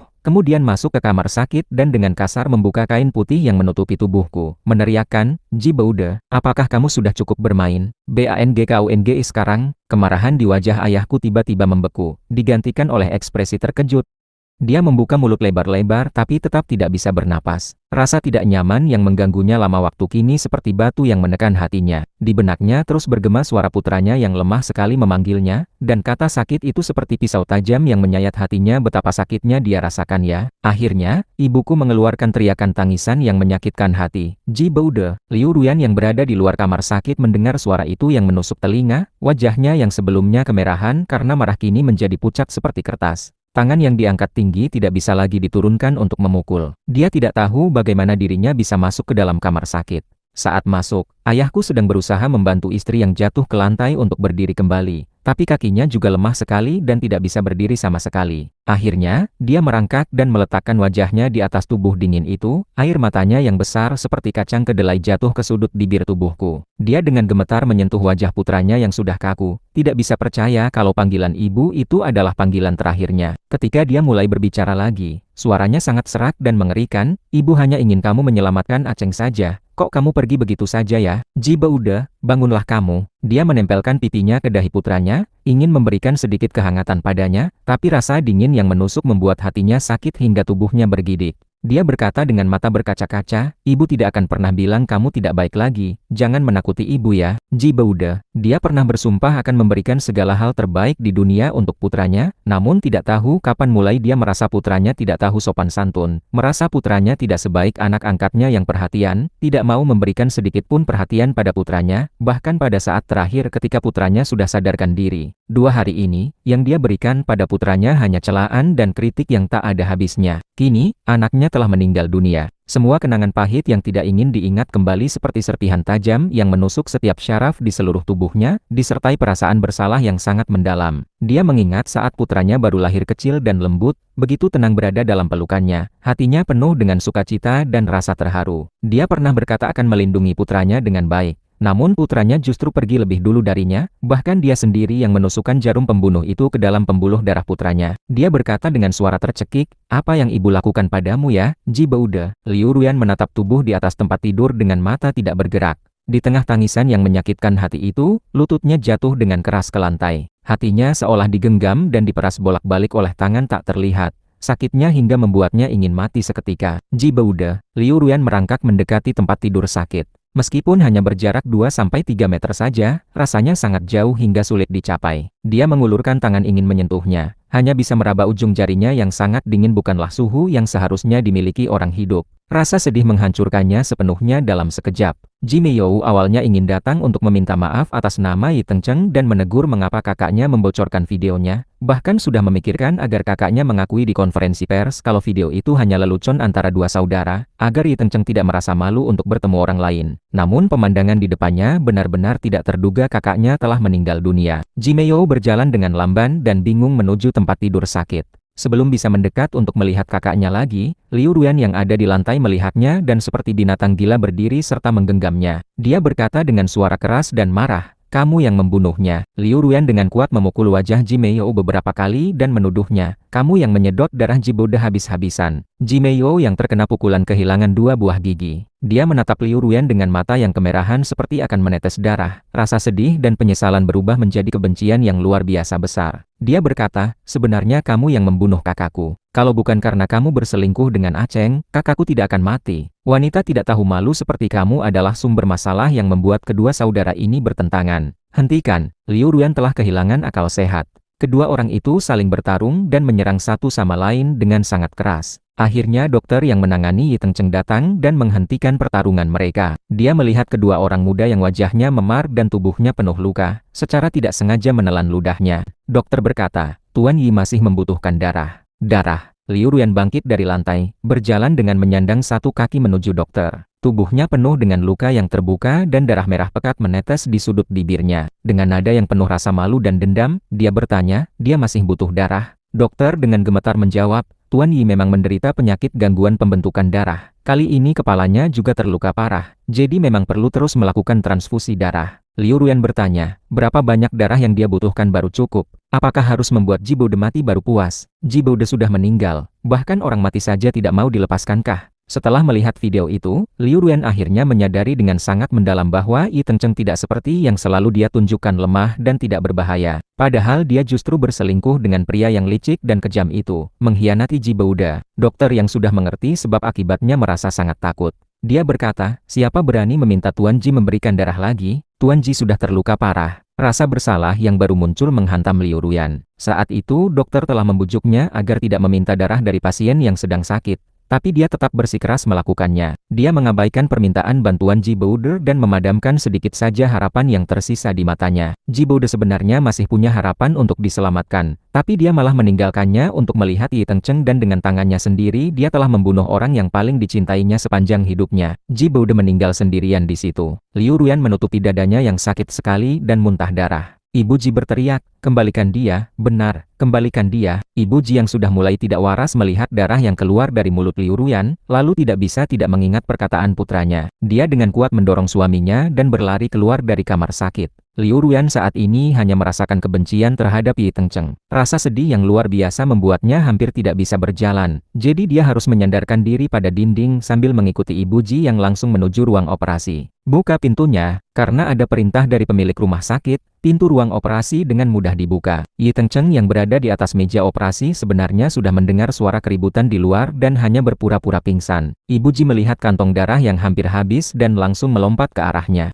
Dia merobek selang infusnya. Jarum suntik menusuk kulit Yi Tengcheng dan darah yang mencolok menyembur keluar, mengalir seperti ular yang melilit. Dia berteriak, "Ini darah Ji Boude, kembalikan saja." Kuku panjangnya menggaruk luka Yi Tengcheng, rasa sakit yang menusuk hati menyebar ke seluruh tubuh. Yi Tengcheng dengan paksa menahan diri agar ekspresinya tidak terlalu mencolok, lalu berpura-pura sadar secara tidak sengaja, menatap sekeliling dengan bingung dan bertanya, "Ini di mana? Apa ada masalah, saya?" Liu Ruyan jelas sudah melihatnya Yi Tengcheng tidak berada pada kondisi yang akan mati kalau tidak mendapatkan transfusi darah. Dia hanya sangat yakin bahwa keluarga Ji akan memaksa Ji Boude untuk memberikan darah. Bahkan kalau tidak sampai membunuhnya, setidaknya akan membuat Ji Boude merasa kecewa pada dirinya dan keluarga Ji. Liu Ruyan berteriak, Kamu yang membunuh Ji Boude." Yi Tengcheng berkata dengan suara gemetar, "Apa? Bagaimana bisa kakak tua?" Otot di sudut mulutnya bergetar. Rasa kegirangan yang luar biasa hampir membuatnya tertawa, tapi dia segera menunduk dan berpura-pura terkejut serta sedih. "Wah, meskipun kakak tua mendorongku jatuh dari tangga, aku tidak pernah menyalahkannya. Tidak menyangka kakak tua malah menyakiti dirinya sendiri dan pergi dengan begitu tiba-tiba. Sekarang kakak tua sudah tidak ada lagi. Semua hal di masa lalu bisa kita abaikan saja. Nanti aku akan menggantikan kakak tua untuk merawat ayah, ibu, adik, dan juga kamu Ruyan.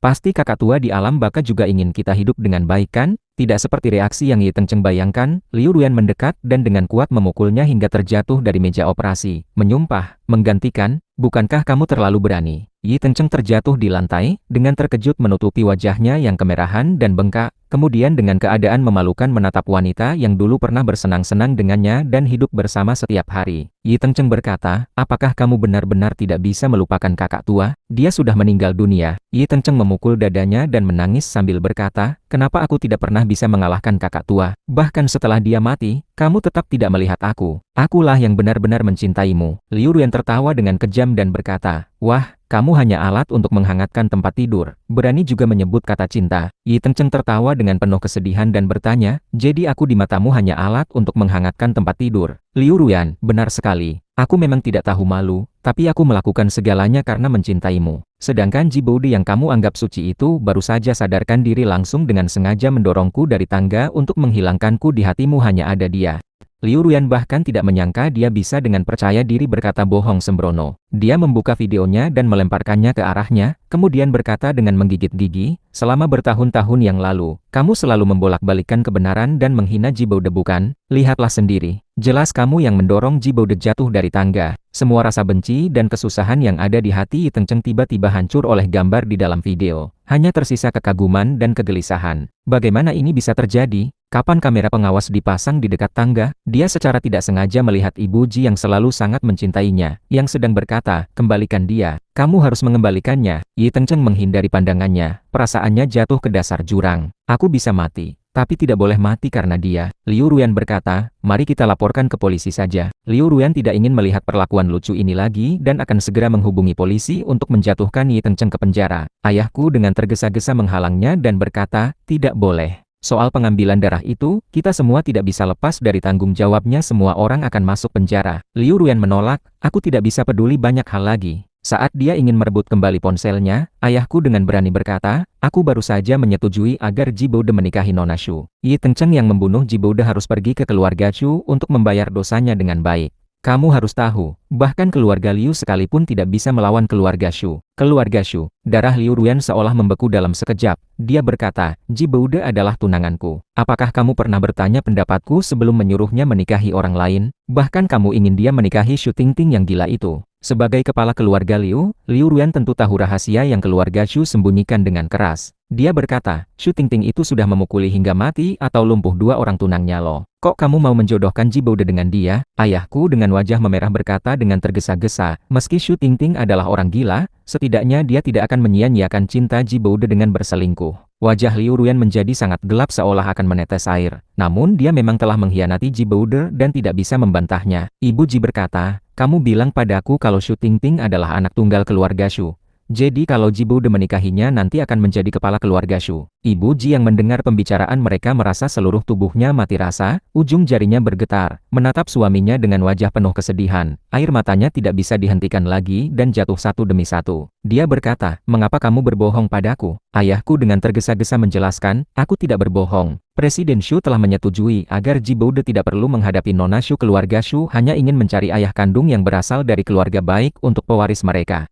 Kalau Shu Tingting sudah memiliki anak melalui bayi tabung, maka seluruh kekayaan keluarga Shu akan menjadi milik Ji Boude. Ibu Ji berteriak, kamu hanya ingin menjadikan anak kita sebagai alat saja. Kamu akan menghancurkan hidupnya selamanya. Saat itu, bayangan tubuh anaknya yang tak bernyawa muncul lagi di depannya. Dia segera menutupi wajahnya dan menangis. Dia berkata, anakku sudah tidak punya masa depan lagi. Kamu tidak bisa menjualnya lagi. Wajah ayahku menjadi sangat buruk. Matanya yang kuat menatap Yi Tencheng. Dia berkata, kamu yang membunuh Ji Boude, pergilah ke keluarga Shu untuk membayar dosamu. Ji Meiyu sangat cemas hingga dahinya berkeringat. Masuk bicara dengan tergesa-gesa. Ayah, kamu sudah mengkhianati Ji Boude, mau terus menyakiti Aceng lagi kah? Bagaimana bisa Aceng menikahi orang gila itu? Yi Tencheng merangkak mendekati ayahku. Dengan wajah menyedihkan menggenggam ujung celananya dan menangis memohon. Ayah, aku adalah anak yang kamu cintai selama 20 tahun lebih. Aku tidak mau menikahi Nona Shu. Tolonglah aku. Ayahku dengan tidak merasa kasihan menarik kakinya kembali. Wajahnya gelap sekali dan berkata, pergi. Jangan berkata apa-apa lagi, kamu hanya sebagai mainan untuk diberikan kepada Nona Shu. Wajah Yi Tencheng menjadi pucat keputihan. Dia tidak berani membayangkan bagaimana dirinya akan disiksa tersiksa dan dipermalukan oleh orang yang memiliki gangguan jiwa. Selama 20 tahun dia hidup sebagai putra keluarga kaya raya, menikmati kemewahan hidup yang penuh kesenangan, bagaimana bisa menjadi mainan untuk melampiaskan kemarahan orang gila itu. Maka dia berkata, "Ruyan, lihat saja pada hubungan kita selama 3 tahun ini. Tolong bantu aku ya, aku akan dibunuh oleh Shu Tingting." Liu Ruyan tidak menunjukkan sedikit pun rasa iba, matanya yang gelap menyala dengan cahaya dingin yang tajam. Dia berkata, "Kamu sangat ingin menggantikan Ji Boude bukan? Maka terimalah apa yang seharusnya diterimanya dengan baik." Keluarga Liu bisa saja memberi uang kepada orang dalam keluarga Shu untuk mengadu domba di depan Shu Tingting dan menyiksa Yi Tengcheng hingga mati itu pun tidak sulit.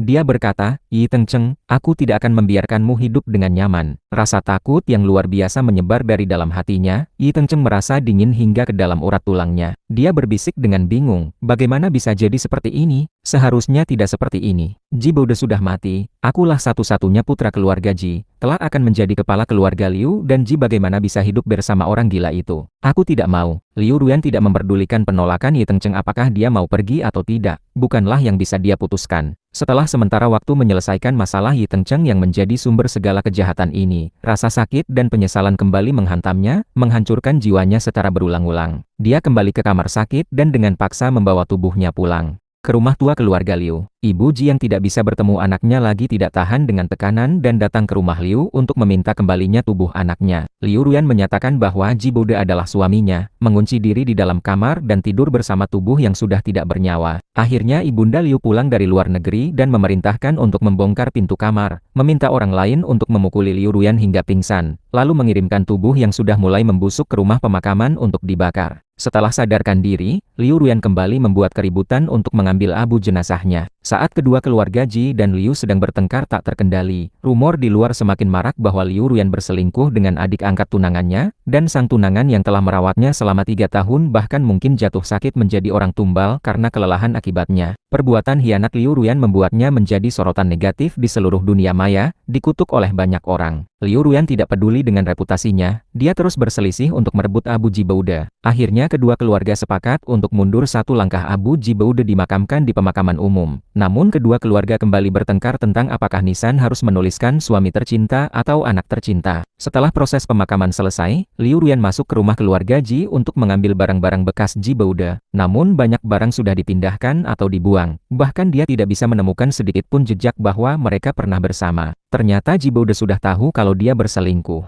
Di tengah halaman masih bisa dilihat sisa-sisa abu dari barang-barang yang dibakar. Kata-kata yang pernah dia ucapkan terus bergema di benaknya, akhirnya seperti banyak pedang yang menusuk dadanya. Liu Ruyan merasa sakit parah, menggeliat di lantai namun tidak bisa mengurangi rasa tidak nyamannya. Dia berbisik, "Ji Boude." Ibu Ji berkata, "Liu Ruyan, lihat ini." Ibu Ji mendekatinya selama puluhan tahun. Dia hidup sebagai nyonya keluarga kaya raya, dengan rambut yang selalu dirawat dengan baik dan berwarna hitam cerah. Namun hanya dalam beberapa hari saja sebagian besarnya menjadi putih. Matanya kosong tanpa harapan, wajahnya penuh dengan kerutan dan terlihat sangat tua. Liu Ruyan yang berambut kusut dan wajahnya kotor mengangkat kepalanya. Pandangannya tertuju pada tangan Ibu Ji. Dia merasakan ada sesuatu yang akan terjadi. Jantungnya berdebar kencang, lalu dengan tangan yang gemetar mengambil surat yang diberikan padanya. Ternyata surat itu ditulis oleh Ji Boude. Ketika membukanya, hanya ada beberapa kalimat pendek di atas kertas. "Ayah, Ibu, Meiyo, setelah aku mati, mungkin utangku pada Yi Tengcheng akan lunas ya. Liu Ruyan, kita sudah berakhir. Semua yang bukan milikku, aku tidak akan lagi memintanya."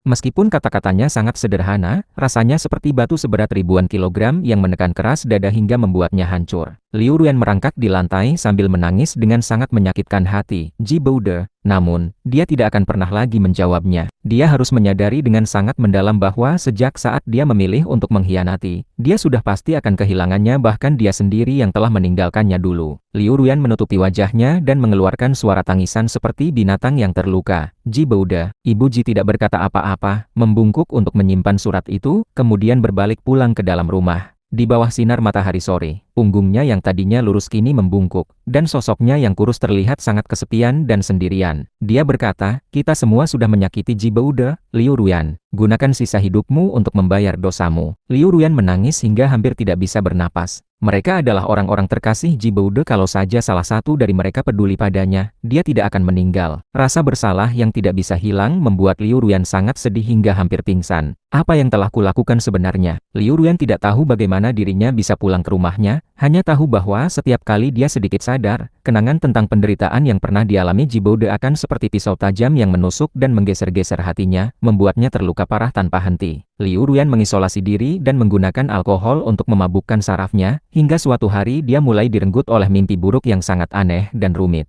Latar belakang mimpinya tidak hanya terbatas pada zaman modern, melainkan juga zaman kuno, dunia fantasi, dunia bela diri, zaman perang, dunia akhir zaman, dan dunia antar bintang termasuk tahun 1950-an hingga 1980-an abad lalu. Tak peduli di dunia mana dalam mimpi itu, dia selalu berperan sebagai orang yang dipermainkan dan ditinggalkan, berulang kali dimanfaatkan, dikhianati, dan dipermalukan. Seolah itu adalah takdir yang tidak bisa dia lari dari manapun. Namun kenyataan lebih mengerikan daripada mimpi. Liu Ruyan tidak bisa menghadapi rasa sakit karena telah membunuh orang yang paling dicintainya dengan tangannya sendiri, jadi dia lebih suka tenggelam dalam mimpi yang menyakitkan dan dipermalukan berkali-kali. Rasa sakit secara fisik memang lebih baik daripada rasa sakit di hati. Setelah mati dengan cara yang menyakitkan ribuan kali dalam mimpi, Liu Ruyan kembali ke awal titik mula mimpi itu dan menjadi orang yang dipermainkan seperti dulu lagi. Kali ini dia dengan sangat gigih memberontak melawan takdirnya, menanggung penghinaan dan kesusahan yang lebih berat daripada sebelumnya. Liu Ruyan seolah menjadi orang luar yang tidak terlibat, namun dia benar-benar merasakan seluruh penderitaan orang dalam mimpi itu. Orang dalam mimpi akhirnya mengubah takdirnya, namun perasaan yang dia rasakan bukanlah kegembiraan, melainkan lebih banyak rasa sedih dan prihatin. Liu Ruyan saat kecil pernah menyaksikan kematian ayahnya, dan dia beserta ibunya dipermalukan serta ditekan oleh keluarga Shu dan keluarga lainnya. Dia menahan segala penderitaan dan merencanakan dengan cermat untuk merebut kembali posisi kepala keluarga Liu. Bakat dan ketangguhannya tidak bisa dianggap remeh, namun dia tetap lebih suka menuruti takdir di jutaan mimpi itu dan menjadi batu loncatan bagi tokoh utama. Berhentilah saja, mengapa harus menyiksa diri sendiri seperti ini? Liu Ruyan dengan terpaksa melihat dirinya sendiri terus-menerus dikalahkan, hingga akhirnya dia melihat Jiboude dan berteriak, "Jiboude, kamu akhirnya mau melihatku ya?" Liu Ruyan dengan penuh semangat berlari menuju dia, namun rohnya langsung menyebar seperti bintang-bintang di langit ketika dia hampir mendekat. Baru saat dia jatuh ke lantai, roh itu berkumpul kembali. Dia tidak bisa menyentuh atau menangkapnya sama sekali. Liu Ruyan menatap sosoknya yang samar dan menangis deras, berkata dengan suara tercekik,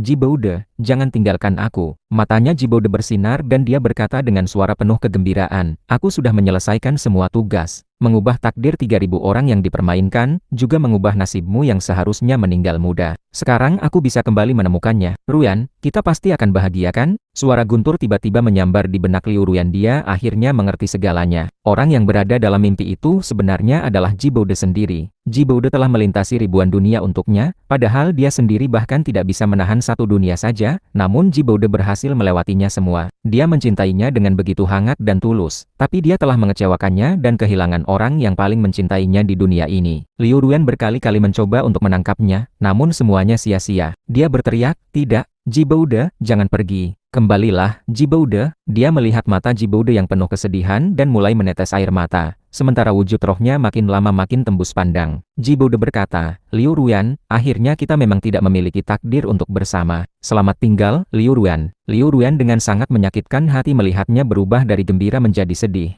hingga akhirnya pergi darinya selamanya. "Jangan, Jiboude, Jiboude." Liu Ruyan menjerit saat terbangun dari mimpinya, lalu dengan sangat sedih menyadari bahwa dia kembali lagi ke dunia nyata. "Jiboude, aku harus menemukan Jiboude." Ibunda Liu masuk ke kamar dan melihat botol-botol minuman keras berserakan di lantai, sangat marah sehingga memukul wajah putrinya 2 kali. Liu Ruyan tidak mau diam, dia berjuang untuk berdiri dan menggenggam bahu ibunya dengan mata yang kemerahan, berkata, "Ibu, adalah Jiboude yang menyelamatkan aku. Dia yang membuatku bisa hidup sampai sekarang. Dia punya sistem, dia tidak akan mati. Aku harus menemukannya." Ibunda Liu mendorong Liu Ruyan dan dengan kuat menepukkan berkas-berkas dokumen di wajahnya. Dia berkata, "Lihat dulu siapa yang membuatmu menjadi orang tumbal selama 3 tahun. Liu Ruyan tidak memperdulikan rasa sakit di wajahnya, dengan tergesa-gesa meraih berkas itu dari lantai. Selama 3 tahun ini dia tidak pernah berhenti mencari kebenaran tentang kecelakaan mobil tahun lalu. Kalau bukan karena kejadian itu, dia dan Jiboude sudah lama menikah. Saat melihat semua bukti yang mengarah pada seseorang, matanya Liu Ruyan hampir pecah belah. Ternyata benar dia. "Ibu, kamu sudah menemukan petunjuknya 3 tahun yang lalu kan?" Liu Ruyan tidak terkejut dengan siapa pelaku sebenarnya kecelakaan itu. Yang membuatnya terkejut adalah ibunya yang sengaja menyembunyikannya. Ibunda Liu berkata, ketika kamu mengalami kecelakaan dan kondisimu sangat kritis, banyak orang yang mengincar untuk mengambil alih perusahaan Liu. Aku harus menopang seluruh grup bisnis dan tidak punya waktu untuk menyelidiki secara mendalam. Setelah kamu sadarkan diri, perusahaan Liu melakukan penyelidikan secara maksimal dan menemukan bahwa pelakunya adalah Yi Tengcheng. Saat itu juga dia menjadi kekasihmu. Lalu aku tahu kalau target Yi Tengcheng sebenarnya adalah Ji Boude. Dan kamu yang terkena dampak adalah kejadian tidak sengaja kamu jadi korban karena hubunganmu dengan Ji Boude. Tapi Ji Boude sangat setia padamu, bahkan akhirnya menjadi orang tumbal karena merawatmu. Aku tidak bisa membujukmu untuk meninggalkannya, tapi kamu tidak bisa terus menunggunya seumur hidup kan? Kalau saja dia tidak pernah bisa sadarkan diri dan kamu tidak punya anak, bagaimana dengan warisan bisnis keluarga Liu? Liu Ruan bertanya. Jadi kamu berencana agar aku dulu punya anak dengan Yi Tengcheng kan? Liu Ruan menggenggam tinjunya dengan sangat erat dan berkata, kalau bukan karena Yi Tengcheng yang mengganggu, aku dan Ji Boude sudah punya anak lama sekali, dan Ji Boude tidak akan pernah meninggalkanku.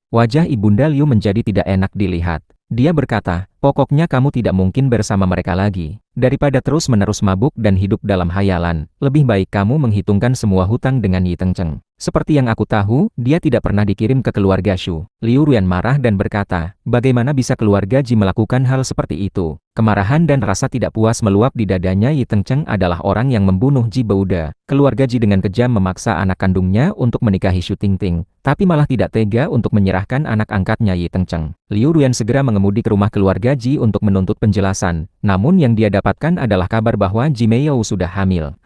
Pikiran Liu Ruan belum bisa menyesuaikan diri. Dia kemudian tertawa dengan sinis dan berkata, kamu menyebut aku tidak tahu malu. Tapi pada akhirnya putri kesayangan keluarga Ji juga sama saja tidur dengan laki-laki dan bahkan sudah punya anak. Aku tidak peduli berapa banyak anak yang akan dikandung Ji Meiyou. Yi Tengcheng harus pergi ke keluarga Shu sekarang juga. Keluarga Ji sungguh hebat, berani menyembunyikannya dan berpikir bisa saja begitu saja mengakhiri semuanya. Liu Ruan menahan rasa sakit dan hendak meraih Yi Tengcheng, berkata, ikut aku pergi ke keluarga Shu. Namun tidak disangka Ji Meiyou dengan cepat menarik Yi Tengcheng ke belakangnya dan membentangkannya dengan sikap melindungi. Liu Ruan dengan wajah muram berkata, Ji Meiyou, jauhilah dariku. Yi Tengcheng harus pergi ke keluarga Shu untuk membayar dosanya. Liu Ruan menyerangnya tanpa ampun dan hendak menyeret Yi Tengcheng dengan kasar. Ji Meiyou harus menjaga perutnya sekaligus melindungi Yi Tengcheng, lalu berkata dengan suara keras, Liu Ruan, kamu sedang gila apa? Kalau kamu membawa Aceng pergi, bagaimana dengan anakku? Suasana menjadi sangat sunyi dan tegang. Ayah Ji yang berada di sampingnya wajahnya memerah karena malu dan sangat marah hingga menggigit gigi. Dia berkata, anak durhaka ini hamil anak Yi Tengcheng. Keluarga Shu merasa kita sengaja menghina Nona Shu dan sangat marah. Keluarga Ji telah menderita kerugian yang sangat besar. Liu Ruan benar-benar tidak bisa percaya. Pandangannya yang tajam seperti pedang langsung menuju perut Ji Meiyou. Dia meneriakkan marah. Dia adalah orang yang membunuh kakak kandungmu sendiri, tapi kamu malah tidur dengannya. Ji Meiyou, kamu benar-benar telah hilang akal sehat. Ji Meiyou marah dan berkata, apa yang harus kulakukan? Anak yang kudandung adalah anak kandung Aceng. Aku sudah tidak punya kakak lagi, maukah kamu biarkan anakku tidak punya ayah? Liu Ruan berkata, kamu tidak pantas menyebut Ji Boude sebagai kakakmu. Ayah Ji berkata, hubungan terlarang antara saudara perempuan dan saudara angkat. Muka keluarga Ji sudah benar-benar dipermalukan oleh kedua binatang ini. Ayah Ji semakin berpikir semakin marah, merasa sangat tersiksa dan terus meneriakkan kata-kata kesal. Liu Ruan menggenggam tinjunya hingga persendiannya memucat, tidak bisa menahannya lagi dan mengangkat tangan untuk memukul Ji Meiyou. Ayah Ji menghalanginya dan berkata, apa gunanya kamu membunuh mereka? Ji Boude sudah tidak ada lagi. Keluarga Ji telah sangat lemah akibat tekanan dari keluarga Shu dan tidak bisa lagi mengalami masalah lain. Apalagi Meiyou sudah sangat yakin dengan Yi Tengcheng, dan anak di dalam kandungannya adalah satu-satunya pewaris keluarga Ji. Kalau ada sesuatu yang terjadi pada Yi Tengcheng sebagai ayahnya, bagaimana dengan mereka berdua? Baiklah, urusan ini kita hentikan saja dulu.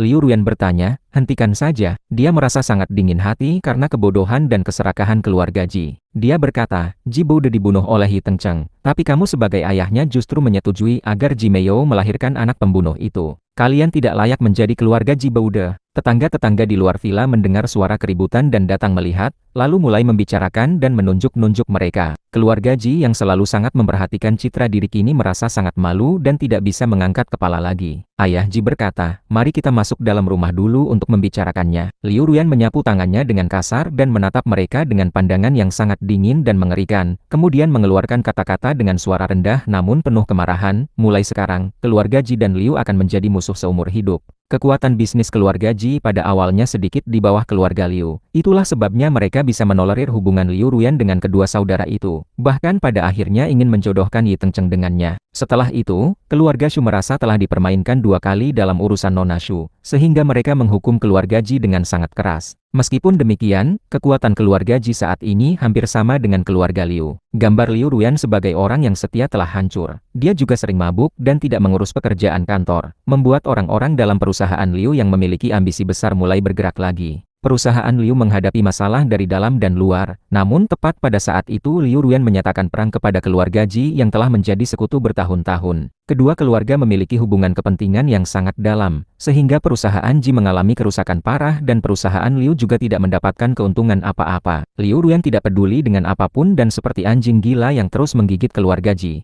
Sedangkan Ji Meo juga tidak pernah menunjukkan rasa iba untuk melindungi suaminya. Ketika keluarga Ji dan Liu saling menghancurkan satu sama lain, aku telah berhasil melakukan pemindahan jiwa ke tubuh putra sulung kelompok bisnis Chan Zi, selama 3 bulan. Di depanku meja gambar, seekor kucing warna putih dengan belang coklat bersantai dengan malas di dekat kakiku. Aku fokus pada pekerjaan menggambarku. Sistem berkata, tuan rumah, Chan Zi pada dasarnya masih polos seperti anak kecil, namun memiliki bakat yang luar biasa dalam bidang seni rupa. Keluarga Chan secara khusus menyewa beberapa maestro terkenal internasional untuk mengajar dia menggambar sketsa. Kamu terus menggambar sketsa, lukisan minyak, lukisan warna cat air. Keterampilan menggambar yang dimiliki Tuan Chan selama belasan tahun sudah menjadi bagian dari memori ototmu. Mengapa kamu harus menyiksa diri sendiri dengan berlatih terus-menerus? Aku tidak berhenti menggambar dan tetap fokus pada karyaku. Kemudian berkata, sistem, pada akhirnya keterampilan ini bukan milikku sendiri. Hanya dengan berlatih terus-menerus aku bisa benar-benar menguasainya dan menggunakannya dengan baik.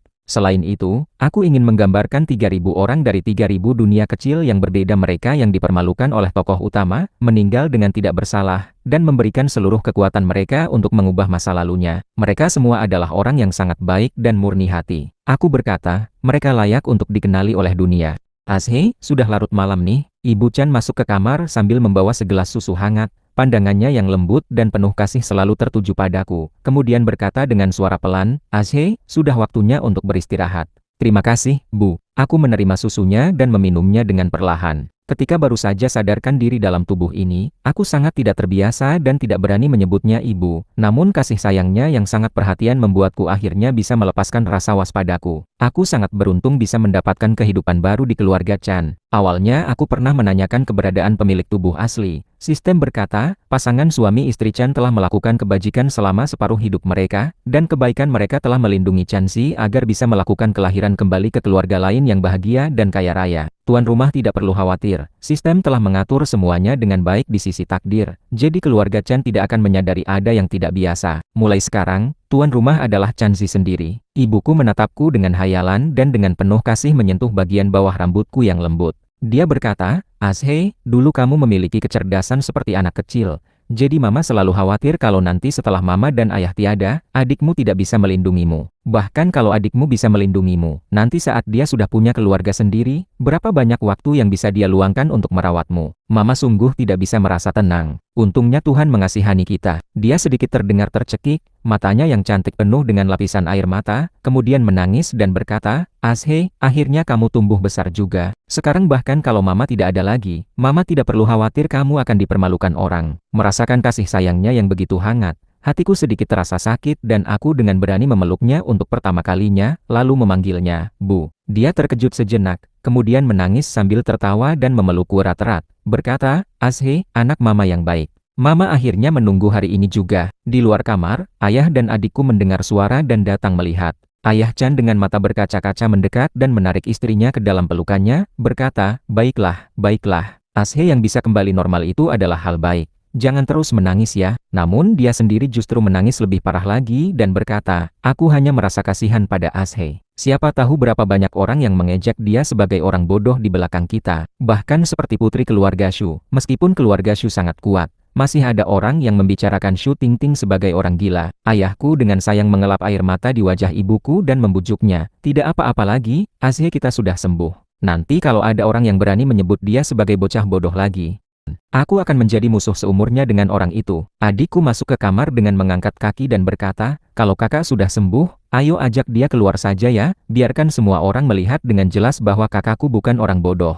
Kamu anak ini. Ibuku sedikit kesal dan menepuk pelan kepala adikku, berkata, apa yang kamu maksud dengan ajak keluar saja? Kakakmu bukan keledai atau kuda loh. Adikku segera menggoda dan meminta maaf, Bu, aku salah. Aku salah. Maksudku adalah mengajak kakak keluar untuk membuat orang-orang terkejut. Dia menggenggam tangan ibuku dengan wajah penuh kebanggaan dan berkata, Bu, kamu tidak tahu kan? Setelah Dewan Direksi melihat lukisan kakak, mereka benar-benar terpesona dan menyuruh aku untuk segera membeli hak ciptanya. Mereka sepakat untuk mencetaknya menjadi buku komik dan mengeluarkannya ke pasaran, bilang pasti akan sangat sukses. Kalau mereka tahu kalau sang pembuatnya adalah kakakku, pasti akan sangat terkejut. Mendengar itu, ibuku tidak bisa tidak mengelap air mata di sudut matanya dan berkata, Ashe kita akhirnya juga mendapatkan kebahagiaan setelah melalui banyak kesusahan. Pemandangan di depan mata membuat hatiku terus bergoyang. Aku sebenarnya sudah tidak berharap lagi pada cinta keluarga, tapi ternyata rasanya sangat baik ketika kamu diperhatikan oleh orang lain. Aku membuat keputusan bahwa aku pasti akan melindungi keluarga Chan dengan baik. Bagi pemilik tubuh asli tidak seorang pun bisa menyakiti keluargaku sedikit pun. Ibuku berkata, akhir-akhir ini memang ada banyak lelang dan konser musik.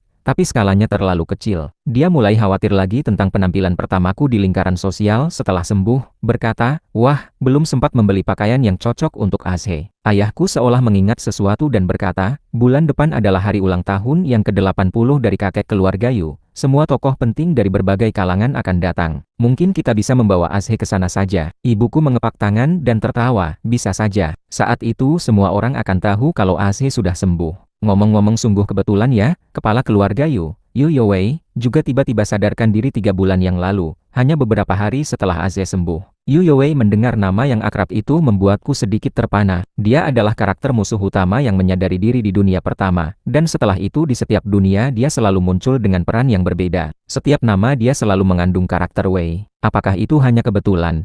Ketika Liu Ruyan masuk ke ruang kerja dengan tergesa-gesa, ibunda Liu yang sudah hampir 60 tahun sedang dengan giat membersihkan kekacauan yang dia tinggalkan. Berusaha sekuat mungkin menyelamatkan perusahaan Liu yang berada di ambang kehancuran. Melihat putrinya yang tidak bisa membuatnya bangga, dia sangat marah dan berkata, aku memberitahumu kebenaran tentang kecelakaan itu untuk memberimu pekerjaan yang bermanfaat, bukan untuk membuatmu menjadi musuh keluarga Ji. Apakah kamu ingin merusak seluruh perusahaan Liu saja? Liu Ruyan tidak mendengarkan apa-apa, dengan tergesa-gesa menyerahkan buku yang ada di tangannya ke depan ibunya dan mendesaknya, Ibu, cepat bilang padaku. Siapa pengarang komik ini dan di mana dia berada? Perusahaan Liu memiliki platform komik dengan skala yang tidak kecil, yang merupakan salah satu bisnis utama mereka. Selama perang dagang dengan keluarga Ji, mereka bisa bertahan hidup berkat dukungan dari komunitas penggemar yang kuat. Namun saat ini mereka terkena dampak dari serangan kelompok bisnis Chan padahal pada awalnya fokus bisnis Chan tidak ada di bidang komik. Ibunda Liu dengan nada tidak senang berkata, seri komik ini adalah proyek utama yang sedang dipromosikan oleh perusahaan Chan akhir-akhir ini. Aku secara khusus membelinya untuk membacanya. Ceritanya sangat luar biasa dan kemampuan menggambarnya sungguh luar biasa. Para penyair yang sudah menandatangani kontrak dengan perusahaan Liu bahkan tidak bisa menirunya. Pengarangnya adalah bintang baru di dunia seni rupa dengan nama samaran Funky Yunjian. Liu Ruyan sangat bersemangat hingga matanya bersinar. Dia berkata, Funky Yunjian, dia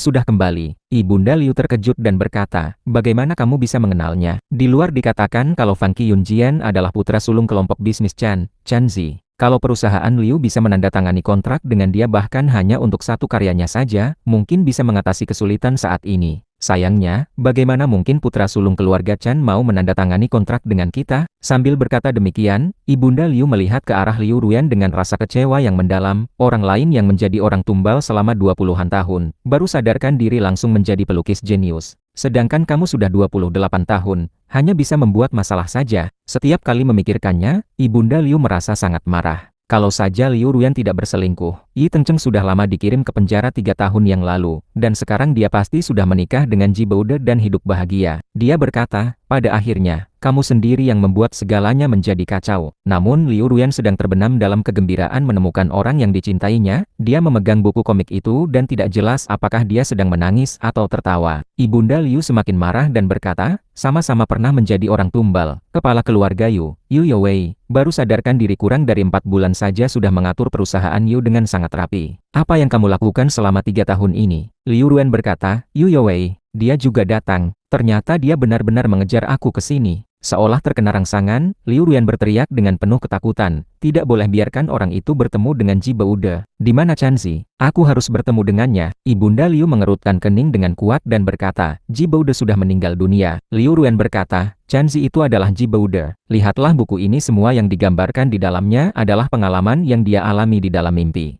Atau lebih tepatnya adalah 3.000 tugas yang benar-benar dilakukan oleh Ji Beude. Hanya dia yang bisa menggambarkannya dengan begitu rinci. Dia berkata, aku harus bertemu dengannya. Aku harus memintakan maaf padanya. Ibunda Liu merasa sangat takut hingga berkeringat dingin. Dia berkata, kau pasti terlalu sedih sehingga kehilangan akal sehatmu. Bagaimana mungkin putra sulung keluarga Chan dan Ji Beude adalah orang yang sama? Liu Ruyan menggelengkan kepalanya. Dia memang dia. Wajahnya penuh dengan kegembiraan dan semangat. Dia ingin berlari keluar dengan sangat tergesa-gesa. Ibunda Liu benar-benar merasa lelah secara fisik dan mental, lalu memerintahkan orang lain untuk mengunci Liu Ruyan di dalam kamar dengan paksa. Liu Ruyan berteriak, lepaskan aku keluar. Aku harus bertemu dengan Ji Beude. Dia seperti binatang yang marah, menendang pintu kamar hingga berbunyi sangat keras. Ibu, aku ingin bertemu Ji Beude. Ibunda Liu menopang dahinya yang sakit dan berkata, ketika ayahmu wafat secara tiba-tiba dulu, aku tidak punya waktu untuk memperhatikanmu, dan adalah Ji Beude yang menemani kamu keluar dari kegelapan hati. Aku tahu dia sangat penting bagimu, tapi Ji Beude sudah benar-benar meninggal. Aku sendiri yang melihat proses pembakaran jenazahnya. Jangan buat keributan lagi ya, Ruyan. Ibu, Ji Beude tidak mati. Lepaskan aku keluar. Liu Ruyan berlutut dan menepuk-nepukkan kepalanya di dalam kamar, berkata, Ji Beude masih menungguku ya, Ibu. Dia mencintaiku dengan begitu dalam, dia tidak akan meninggalkanku sendirian. Ibu, bagaimana mungkin Ibunda Liu percaya pada hal yang begitu tidak masuk akal ini? Dia pasti bahwa putrinya sudah mengalami gangguan jiwa, lalu menahan rasa sakit di hatinya dan berkata, Ruyan, tenangkan dirimu dulu dengan baik. Ibu melakukan ini untuk kebaikanmu. Kalau kamu membuat putra sulung keluarga Chan tidak senang, keluarga Liu tidak akan bisa melindungimu. Kakak, jangan takut ya, ada aku nih. Di dalam mobil yang sedang menuju rumah tua keluarga Yu, adikku melihatku diam sepanjang perjalanan, lalu menggoyangkan tangannya dengan gaya lucu dan berkata, siapa yang berani membuat kakakku tidak senang? Tunggu saja, aku akan menghadapinya. Aku sedikit tersenyum dan berkata, aku bukan takut.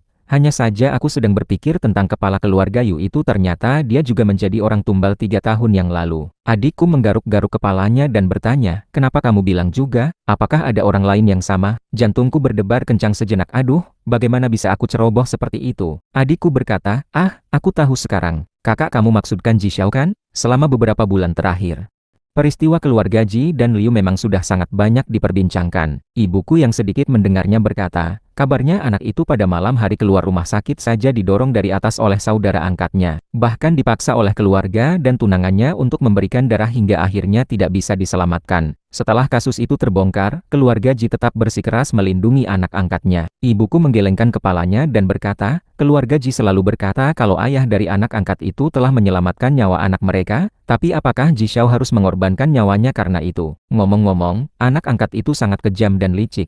Sulit dibayangkan kalau ayahnya benar-benar rela mengorbankan nyawanya untuk menyelamatkan anak majikannya. Menurutku kecelakaan yang terjadi 20 tahun yang lalu mungkin saja ada rahasia tersembunyi. Aku tidak bisa tidak menjadi terpana. Ketika aku masih berada di tengah peristiwa itu dulu, aku hanya berpikir tentang kesedihan dan ketidakadilan yang kudapatkan. Sekarang kalau dipikir-pikir lagi, keluarga Ji begitu menyukai Teng Cheng karena dikatakan sopir itu telah menyelamatkan nyawaku. Tapi apakah dia benar-benar menyelamatkanku? Adikku berkata, baiklah, jangan kita bicarakan hal yang menyedihkan ini lagi ya. Dia segera mengalihkan pembicaraan dan berkata, kalau bicara tentang kepala keluarga Yu, dia benar-benar sosok legendaris yang bisa bangkit kembali dengan kuat. Orang tuanya menikah karena alasan bisnis dan hubungan mereka tidak harmonis. Setelah Ibu Yu hamil, ayahnya dengan terang-terangan tinggal bersama kekasih pertamanya. Ibu Yu mengalami depresi pasca melahirkan dan akhirnya bunuh diri. Kakek Yu sangat tegas tidak mengizinkan wanita itu masuk ke keluarga, sehingga anak dari hubungan itu selalu merasa penuh dendam. Adikku dengan semangatnya menerangkan gosip tentang keluarga Yu, berkata, kecelakaan yang menimpa Yu Youwei adalah direncanakan oleh saudara tiri itu. Setelah sadarkan diri, Yu Youwei dengan cepat dan tegas merebut kembali posisi kepala keluarga Yu, mengirim saudara tirinya yang tidak baik itu ke penjara dengan vonis penjara seumur hidup, bahkan ayahnya pun menjadi sakit stroke karena marah. Adikku tertawa senang, seolah sedang menyaksikan drama keluarga kaya yang penuh dengan balasan dan kemenangan. Ibuku menghela nafas dan berkata, selama bertahun-tahun ini berkat bantuan kakek Yu, hartanya keluarga Yu yang begitu besar tidak jatuh ke tangan anak luar nikah itu. Kepala keluarga Yu sangat menghargai nasihat dari kakeknya. Ayahku ikut menyambung pembicaraan. Kakeknya sebenarnya orang yang serius dan kaku, jadi anak itu memang sangat tidak mudah menjalani hidupnya. Aku dengan tenang mendengarkan kisah hidup Yu Youwei yang disampaikan dengan singkat ini. Di balik kata-kata itu ada masa lalu yang sangat berat. Aku tidak tahu apakah Yu Youwei memang adalah karakter musuh utama yang menyadari diri di dunia pertama. Kalau memang demikian, aku akhirnya mengerti mengapa dia memiliki sifat yang begitu gigih karena dia tidak pernah merasakan cinta, dia sangat menginginkannya dan tidak akan pernah melepaskan sedikit pun kehangatan yang dia dapatkan. Saat aku sedang berpikir, mobil berhenti di depan gerbang rumah tua keluarga Yu. Keluarga Yu benar-benar sangat terkenal dan berpengaruh. Yu Youwei dengan cara yang tegas dan cepat memantapkan posisinya sebagai kepala keluarga, bahkan membawa perusahaan mereka naik ke tingkat yang lebih tinggi. Tidak peduli apakah mereka mendapatkan undangan atau tidak, para tamu berlomba-lomba datang untuk memberikan ucapan selamat ulang tahun. Selama beberapa bulan terakhir, keluarga Chen juga menjadi pusat perhatian. Para tamu sangat tertarik dengan diriku, putra sulung yang sejak lahir dianggap kurang waras, tapi tiba-tiba sadarkan diri dan bahkan menjadi pelukis jenius.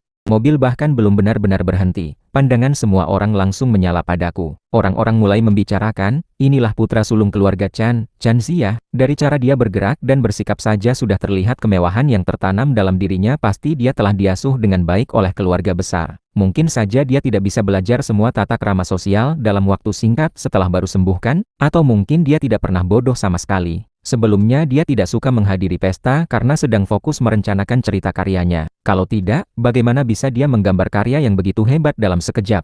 Putra sulung keluarga Chen bukanlah bodoh, tapi orang jenius. Lukisannya bukanlah yang bisa dibuat oleh orang biasa. Benar sekali, dia adalah seniman kan? Itulah yang disebut kekuatan omongan orang, padahal dia hanya ingin tinggal di rumah dan fokus berkarya. Tapi ada orang yang membicarakannya sebagai bocah bodoh dari keluarga Chen. Bohong orang sungguh mengerikan. Citraku di hati para tamu tiba-tiba berbalik sepenuhnya. Para nyonya keluarga kaya dengan antusias berbincang dengan ibuku dan secara tidak langsung mulai memperkenalkan anak perempuannya yang masih lajang. Tak sedikit juga putri keluarga bangsawan yang secara aktif mendekat padaku. Aku menanggapi mereka dengan sopan dan tenang. Saat aku sedang berbincang dengan seorang wanita muda yang anggun dan baik sopan santun, satu pandangan yang sangat menyala dan intens tiba-tiba menatapku. Ketika aku menoleh, aku bertemu dengan sepasang mata yang kemerahan dia. Aku bertanya kepada sistem, apakah Yu Youwei adalah dia? Yu Youwei beserta sosoknya di 3000 dunia itu memang memiliki wajah yang berbeda-beda, tapi matanya selalu sama, penuh dengan rasa cinta yang begitu mendalam hingga hampir gila. Tapi bagaimana mungkin dia bisa datang ke dunia nyata ini? Sistem dengan jujur menjawab,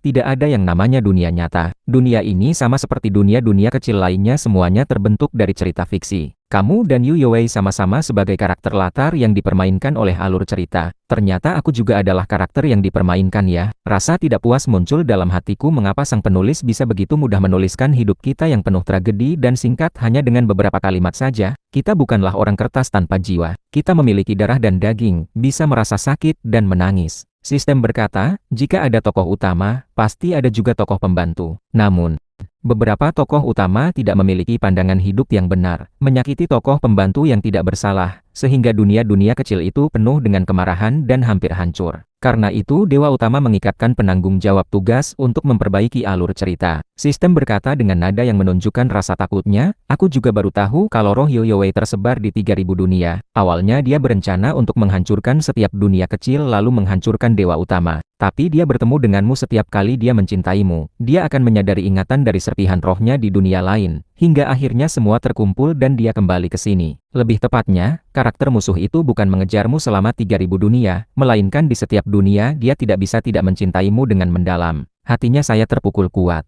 Di ribuan dunia itu, saya dengan tegas dan gigih mengejar satu-satunya tujuan, yaitu untuk bersatu kembali dengan Liu Ruyan. Namun di sudut yang tidak saya lihat, ada seseorang yang juga mencintai saya dengan sangat mendalam. Sistem khawatir Yu Youwei akan kembali menjadi kejam karena cinta yang tidak terbalas. Berkata, karena kamu, karakter musuh itu telah berhenti menghancurkan dunia ribuan kali dan sekali lagi mencoba untuk mencintai dunia ini. Dia tidak seperti Liu Ruyan, dia sangat menghargaimu. Air mata hampir keluar dari mataku. Kita berdua sama-sama dengan gigih mencintai orang yang tidak layak dicintai. Kita adalah orang paling bodoh dalam cinta. Sistem membaca pemikiran saya dan berkata, mengapa kamu bilang tidak layak dicintai? Kamu berani mencintai dan membenci, kuat dan tidak mudah menyerah, cocok sekali untuk menjadi penyelamat bagi orang yang gila seperti dia. Segera buang Liu Ruyan yang tidak pantas itu dari hatimu dan tempatkan Yu Youwei di dalamnya saja. Perasaan sedih yang baru saya rasakan langsung hilang karena kata-kata sistem, dan saya tidak tahu bagaimana harus menghadapi Yu Youwei. Perasaanku padanya lebih banyak karena melihat bayangan diriku yang dulu, sehingga merasa bersalah dan kasihan itu bukan cinta. Setelah mencintai seseorang dengan sepenuh hati, bagaimana mungkin mudah untuk mencintai orang lain? Saat sistem sedang tergesa-gesa khawatir, Yu Youwei mendekatiku. Tak seperti yang saya duga, dia tidak langsung mengaku kenalan, melainkan secara aktif mengundang saya untuk menari tarian pertama malam ini. Aku menggenggam pinggangnya yang ramping dan lembut dengan satu tangan, serta menggenggam tangannya yang putih dan halus dengan tangan yang lain. Kita menari di tengah pesta mengikuti irama musik. Menatap pasangan mata yang akrab ini dan merasakan cinta yang hangat dan mendalam di balik wajahnya yang tenang, saya mengingat kembali bagaimana dia diam-diam melindungiku di setiap dunia. Aku merasa sangat tenang, ternyata aku yang selalu diperlakukan sewenang-wenang oleh keluarga Ji dan Liu Ruyan juga bisa menjadi orang yang sangat berharga bagi orang lain. Orang-orang mulai membicarakan, jujur saja, Nona Yu dan putra sulung Chan sangat cocok. Keduanya sembuh pada waktu yang hampir sama, mungkin itu takdir yang sudah ditentukan. Sungguh pasangan yang cantik, bisikan para tamu sampai ke telinga keluarga Chan. Ibuku menarik tangan suaminya dan berkata, "Lau Chan." Ayahku menyentuh kumisnya sambil berpikir, mungkin karena karya AC kita sedang sangat populer akhir-akhir ini, Nona Yu ingin bekerja sama secara bisnis dengan perusahaan Chan. Jadi dia secara aktif menunjukkan ketertarikannya pada AC. Ibuku berkata, kalau saja. Ayahku menepuk tangan istrinya untuk menenangkannya dan berkata, Nona Yu sangat berbakat dan cakap, dia anak yang baik. Adikku menopang dagunya dengan kedua tangan, mata penuh semangat dan berkata, mungkin saja aku akan segera punya kakak ipar ya. Dan dia bahkan adalah kepala keluarga bangsawan teratas di kota Rong. Ibuku segera menghalanginya, jangan omong kosong. Mungkin saja Nona Yu tidak memiliki maksud seperti itu. Adikku menyandarkan tangan pada lengan ibunya dan berkata, wah, Bu, aku hanya senang untuk kakak saja. Bisa dilihat oleh Nona Yu itu adalah hal baik loh. Apapun juga, aku tidak akan seperti Jimeyo yang mengkhianati dan membunuh kakak kandungnya sendiri. Akhirnya malah punya anak sama pembunuhnya, mana ada saudari yang seperti itu ya. Ayahku menghela napas sedih dan berkata, keluarga Ji dulunya adalah keluarga bangsawan kelas atas. Baru beberapa bulan saja, sudah jatuh miskin jadi bukan lagi keluarga bangsawan apa-apa. Bahkan tidak punya muka untuk menghadiri pesta ulang tahun Laksamana Yu. Baru saja berbicara 3 orang sekeluarga, lagu di lantai dansa baru saja selesai, namun tangan Yu Youwei tidak segera menjauh dari bahuku. Telapak tangannya menempel pada kulitku melalui lapisan baju yang tipis, menyampaikan kehangatan yang penuh makna samar. Matanya yang gelap seperti batu obsidian memandangiku, lalu dia bertanya, dia benar-benar mengingat cerita 3000 kehidupan yang lalu, mengenalkanku sejak pandangan pertama. Aku sangat terharu. Dia memiliki pasangan mata yang panjang dan dalam seperti burung phoenix, yang selalu dingin saat melihat orang lain, namun saat menatapku selalu penuh dengan rasa cinta yang begitu mendalam hingga tak terlukiskan. Aku telah menolaknya ribuan kali. Mungkin pada kehidupan ini akhir cerita akan berbeda. Di bawah pandangannya yang penuh harapan, aku perlahan mengangkat tanganku. Ujung jariku yang sedikit dingin menyentuh air mata di sudut matanya. Sudah lama tidak bertemu, Wei Wei, kataku. Yu Youwei sangat emosional hingga matanya memerah dan tubuhnya menggigil. Pada kehidupan pertama, aku adalah putra mahkota kerajaan, sedangkan dia adalah anak pengemis yang ditemukan di tengah salju. Aku menyelamatkannya dan memberinya nama Wei Wei. Setelah 3000 kehidupan, akhirnya dia kembali mendengar sapaan itu Wei Wei. Yu Youwei masih ingat saat dia menjadi jenderal wanita pertama kerajaan, bertempur mati-matian melawan pasukan musuh dan berjuang hingga terakhir untuk mempertahankan kerajaan milik Ji Boude. Dia menyatakan diri berhasil menang, namun akhirnya wafat dalam pelukan Ji Boude dengan tubuh yang penuh darah dan kotoran perang. Pelukan Ji Boude sangat hangat, pikirnya saat itu. Setelahnya, di setiap kehidupan, dia selalu melindunginya dengan nyawanya. Bagi dia, putra mahkota adalah cahaya dan pelindungnya. Setelah mengembalikan semua kenangan dan kembali ke kenyataan, dia berpikir tidak akan pernah bertemu dengannya lagi. Sungguh baiknya, dia masih ada di sini. Yu Youwei memiliki begitu banyak hal yang ingin katakan pada putra mahkota yang selalu dia rindukan setiap hari dan malam, namun belum bisa menyusun kata-katanya dengan baik. Tiba-tiba terdengar suara jeritan yang penuh kemarahan dari sudut pesta. Kemudian seorang sosok berlari langsung ke arah kami. Ji Boude, dengar bahwa putra sulung keluarga Chan akan menghadiri pesta ulang tahun keluarga Yu. Liu Ruyan telah berusaha sekuat tenaga untuk melarikan diri dari rumah tua keluarga Liu. Saat sampai di sini, salah satu sepatunya bahkan terlepas karena berlari terlalu cepat. Akhirnya dia bertemu dengan orang yang dicintainya, namun pemandangan di depannya menusuk sangat dalam hatinya. Aku berdiri tepat di depan wanita itu, saling memandang dengan penuh cinta seolah tidak ada orang lain di sekitarnya. Bahkan jika wanita itu berubah jadi abu, Liu Ruyan pasti akan mengenalnya di dunia-dunia kecil yang lalu. Yu Youwei telah mengejar aku 3.000 kali tanpa pernah menyerah. Liu Ruan tidak bisa lagi menahan diri, dia menerjang keluar. Namun sebelum bisa mendekati kami dan merebut orang yang dicintainya, dia langsung ditindas ke tanah oleh pengawal yang cepat tangannya. Liu Ruan mengangkat kepalanya untuk melihatku. Wajahnya penuh dengan air mata. Ji Beude, katanya, akhirnya aku bisa merasakan apa yang kamu rasakan dulu. Mengira akhirnya bisa bersatu kembali, tapi malah melihat orang yang dicintai bersama orang lain rasanya benar-benar menyakitkan. Wajah Yu Youwei menjadi hitam pekat seperti tinta. Bukannya lain bukan, wanita inilah. Seolah tidak merasakan aura kejam yang menusuk dingin, Liu Ruan menangis sambil memohon, Ji Beude, jangan tinggalkan aku ya, kembalilah padaku, baik tidak? Yu Youwei menyampaikan kata-katanya dengan suara dingin dan tajam, Nona Liu, mohon hormati dirimu sendiri. Ji Beude, aku salah, aku yang menyakiti kamu. Tiba-tiba Liu Ruan menarik tangannya keluar, lalu menampar wajahnya sendiri 2 kali dengan keras. Dia bersumpah sambil menangis, dulu aku terlalu egois. Jika aku sekali lagi melakukan hal yang menyakiti kamu, biarkan aku mendapatkan hukuman yang paling pedih. Aku sudah memutuskan semua hubungan dengan Yi Tengcheng. Bahkan aku telah menggerakkan seluruh kekuatan keluarga Liu untuk membunuhnya. Aku mencintaimu, Ji Beude. Mataku tidak menunjukkan emosi sama sekali, seolah dia hanya orang asing yang tidak berarti. Nona Liu salah orang, kataku. Liu Ruan berjuang keras sambil menjelaskan, awalnya Yi Tengcheng memanfaatkan aku yang mabuk untuk mendekat padaku, aku tidak sengaja. Yu Youwei menatapnya dari atas dengan tatapan dingin. Kalau yang pertama adalah kecelakaan, bagaimana dengan yang selanjutnya? Dia bertanya, lalu melanjutkan dengan nada menyindir. Perbedaan antara manusia dan binatang adalah manusia mengendalikan tindakan dengan kesadaran dan tekad, bukan hanya dikuasai oleh hasrat dan naluri. Jika bahkan kesendirian sekecil itu tidak bisa ditahan, dari mana kamu punya hak untuk mengatakan cinta? Liu Ruan menjerit, aku hanya melakukan kesalahan saja, aku bisa berubah. Ji Beude mencintaiku, dia bahkan bisa menyeberang 3.000 dunia untukku, bagaimana mungkin dia meninggalkanku? Seketika aura dingin menyelimuti tubuh Yu Youwei. Bukan karena cemburu, tapi karena rasa prihatin, Ji Beude telah memberikan cinta yang tulus kepada makhluk yang tidak pantas seperti ini. Ibumu tidak bisa lagi diam, dia menatapnya dengan mata dingin, omong kosong belaka. Liu Ruan, rupanya desas-desus di luar, benar saja kamu benar-benar kehilangan akal sehat. Putra sulung keluarga Ji sudah lama kamu suruh mati. Anakku Aze, apa hubungan denganmu? Jika kamu berani lagi mengganggunya, keluarga Liu jangan harap bisa terus berdiri kokoh di kota Rong. Liu Ruan meratap kesakitan sambil menjerit ke arahku. Tidak, Ji Beude, kamu bicara saja, Ji Beude. Pada saat itu, Ibu Liu yang datang tergesa-gesa menyaksikan pemandangan ini, hampir saja pingsan di tempat. Dia segera mencengkeram Liu Ruan dan memberikan 2 tamparan keras ke wajahnya. Wajah ibumu penuh dengan kemarahan saat berkata, Nyonya Liu, jika anakmu hanya mengejutkan putranya Aze mungkin masih dianggap kecil, tapi dia telah mengganggu pesta ulang tahun ke-80 Laksamana Yu. Apakah keluarga Liu sanggup menanggung akibatnya? Wajah Ibu Liu menjadi pucat total, menyinggung keluarga Chan dan Yu sekaligus untuk keluarga Liu yang saat ini sudah terpuruk dan terancam runtuh. Ini seperti salju yang ditumpahkan di atas salju. Mungkin keluarga Liu tidak akan pernah lagi ada. Bodoh besar. Ibu Liu memarahi, lalu menarik Liu Ruan dan memerintahkan dia untuk berlutut.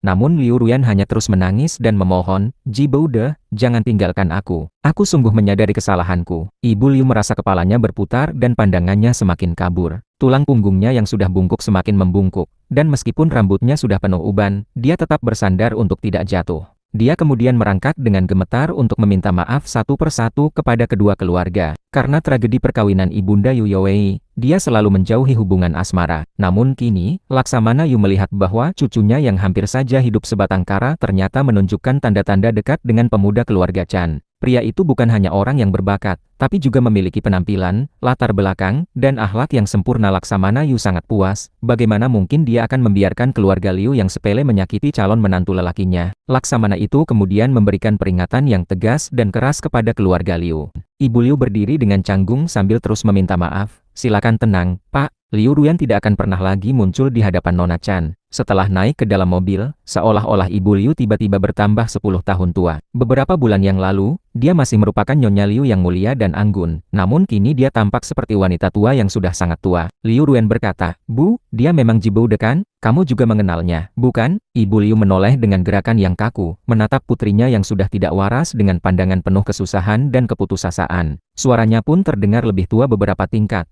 Jika ini masih zaman dulu, ketika kamu menaruh perasaanmu pada Ji Beude dan mengalihkannya ke Nona Chan, aku akan sangat senang mendukungnya. Saat itu keluarga Liu belum merosot, dan Nona Chan masih dalam kondisi seperti itu, kalian bisa dikatakan cocok. Liu Ruan menjerit sambil putus asa, Bu, kenapa kamu tidak percaya padaku? Dia memang Ji Beude, suamiku. Kita seharusnya sudah menikah 6 tahun yang lalu. Bahkan 4 bulan yang lalu pun, ucapnya dengan suara tersiksa, kita hampir saja bisa menikah. Ibu Liu berkata dengan penuh kesedihan dan kemarahan, kalau begitu, mengapa kamu dulu harus berselingkuh? Tidak bisa mengambil keputusan tegas, juga tidak bisa melepaskan bagaimana kamu bisa menjadikan hidupmu seperti ini. Liu Ruyan memeluk kepalanya sambil menangis meratap. Ji Boude, aku salah. Aku sungguh menyadari kesalahanku. Ibu Liu merasa prihatin namun juga kecewa karena putrinya tidak bisa bangkit dari kesalahannya. Akhirnya dia berkata dengan nada penuh perhatian, Nona Chan bukan orang yang bisa kamu harapkan sesuatu lagi. Keluarga Liu sudah bukan seperti dulu. Sekarang tidak perlu sampai keluarga Yu. Bahkan hanya keluarga Chan saja yang bisa membuat kita hancur. Jika kamu terus seperti ini, kamu hanya akan merusak keluarga Liu ini kan hasil jerih payah ayahmu seumur hidup. Belum selesai berbicara, Liu Ruyan sudah pingsan terlebih dahulu. Ibu Liu langsung menyuruh sopir untuk membalik arah mobil dan mengarah langsung ke rumah sakit. Awalnya dia hanya ingin memeriksakan kesehatan putrinya dan memastikan apakah dia benar-benar mengalami gangguan jiwa, namun tak disangka dokter memberikan kabar buruk yang mengerikan, Nona Liu. Semua data kesehatan Nona Liu mengalami penurunan yang drastis. Tidak ada yang tahu kapan dia akan tertidur dan tidak bisa lagi bangun. Setelah pesta ulang tahun selesai, Yu Youwei pertama-tama mengajak saudara perempuanku bertemu. Dia berusaha memahami minatnya dan dengan cepat keduanya menjadi teman dekat yang bahkan bisa tidur di satu tempat. Pada saat yang sama, keluarga Yu bekerja sama dengan keluarga Chen dalam beberapa proyek, dan setiap proyek menghasilkan keuntungan yang besar. Ayahku sudah sangat menghargai Yu Youwei sebelumnya, kini dia bahkan ingin segera mengirimkanku untuk menikah dengannya. Sedangkan untuk ibuku, salah satu sahabatnya adalah sepupu jauh Yu Youwei. Yu Youwei sering meminta bantuan sepupunya untuk memberikan pujian pada calon mertuanya. Karena sepupunya juga ingin menjalin hubungan baik dengan keponakannya yang menjadi ahli waris utama keluarga Yu, dia dengan sepenuh hati membantu memperjuangkan pernikahan ini. Setelah mendengar banyak hal baik tentang Yu Youwei, ibuku juga mulai merasa bahwa Yu Youwei adalah pilihan yang sangat baik untuk menjadi menantu. Kemudian, Yu Youwei menggunakan alasan bahwa dia suka kucing untuk datang ke rumahku. Aku sedang memeluk kucing warna putih kemerahan itu, memegang cakar kecilnya yang mirip buah manggis, lalu berkata sambil tertawa, seorang putri keluarga Yu yang terhormat, pasti bisa mendapatkan jenis kucing apa saja, tapi mengapa harus datang melihatnya setiap hari? Yu Youwei tidak menyembunyikan rasa cinta yang kuat di dalam matanya. Karena dia dan kamu sangat unik dan tidak ada duanya. Aku mengangkat tanganku dan melihat ke dalam mata wanita itu yang dalam dan misterius seperti langit berbintang. Tanpa sadar pipiku menjadi kemerahan. Hati Yu Youwei tiba-tiba dipenuhi dengan rasa hangat yang mendalam. Betapa baiknya putra mahkotaku. Tiba-tiba, dia menyadari ada beberapa bulu kucing yang menempel di rambutku. Tanpa sadar dia mengangkat tangannya, dan ketika ujung jarinya menyentuh rambutku, arus listrik yang lebih kuat lagi mengalir deras di dalam tubuhnya. Setelah sadar kembali, Yu Youwei menyadari bahwa perbuatannya benar-benar tidak sopan dan terlalu ceroboh.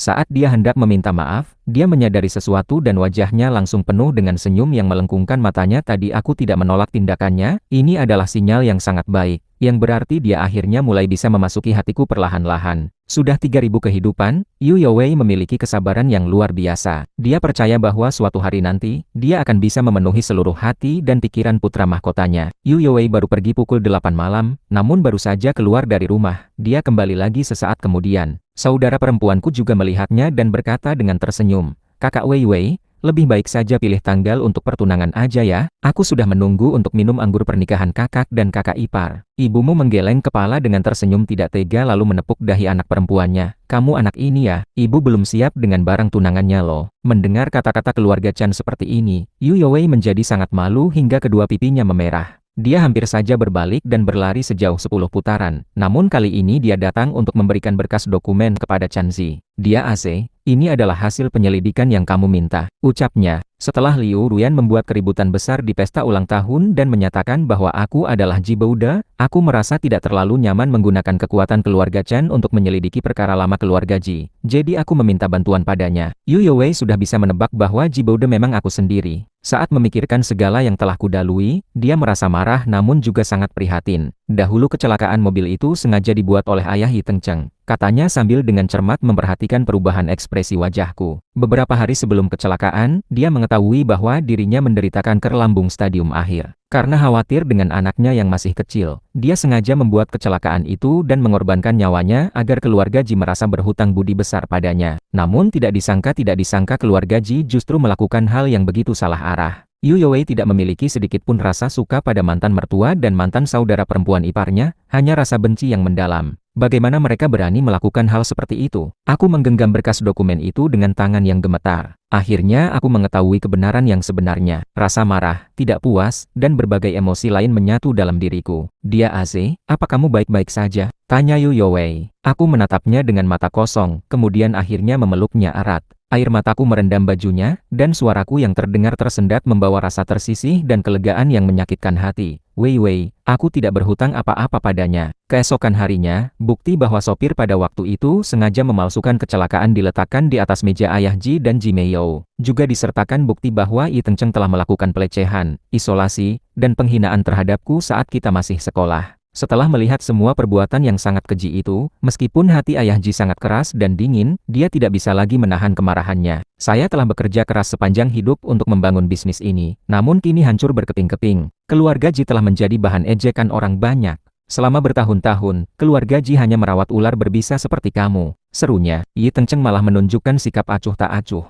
Kalau tidak ada anakku yang sedang ada di dalam kandunganku, apa salahnya aku kalau pernah menyakiti Ji Boude? Apakah kamu akan membunuhku untuk memberikan ganti rugi padanya? Jangan lupa, dia adalah orang yang kamu ajak sendiri. Keluarga Ji sampai pada kondisi seperti ini karena kamu tidak mampu, tidak bisa mengalahkan orang lain, jangan menyalahkanku. Selain itu, Yi Tengcheng kembali mengeluarkan senjatanya yang paling ampuh. Ayahku mati untuk Ji Boude, keluarga Ji berhutang padaku, bahkan selama beberapa generasi tidak akan pernah bisa membayarnya kembali. Wajah Ayah Ji semakin gelap dan akhirnya dia menendang kursinya hingga pecah di tempat. Kamu masih berani membicarakannya, serunya dengan marah. Selama 20 beberapa tahun, aku dipermainkan oleh kamu dan ayahmu seperti boneka. Yi Tengcheng merasa hatinya terasa berat karena ketakutan melihat reaksinya. Apa maksudmu? Dengan suara pap, Ayah Ji melemparkan bukti-bukti itu ke depannya. Lihat sendiri saja, katanya. Yi Tengcheng dengan penasaran mengangkat berkas dokumen itu.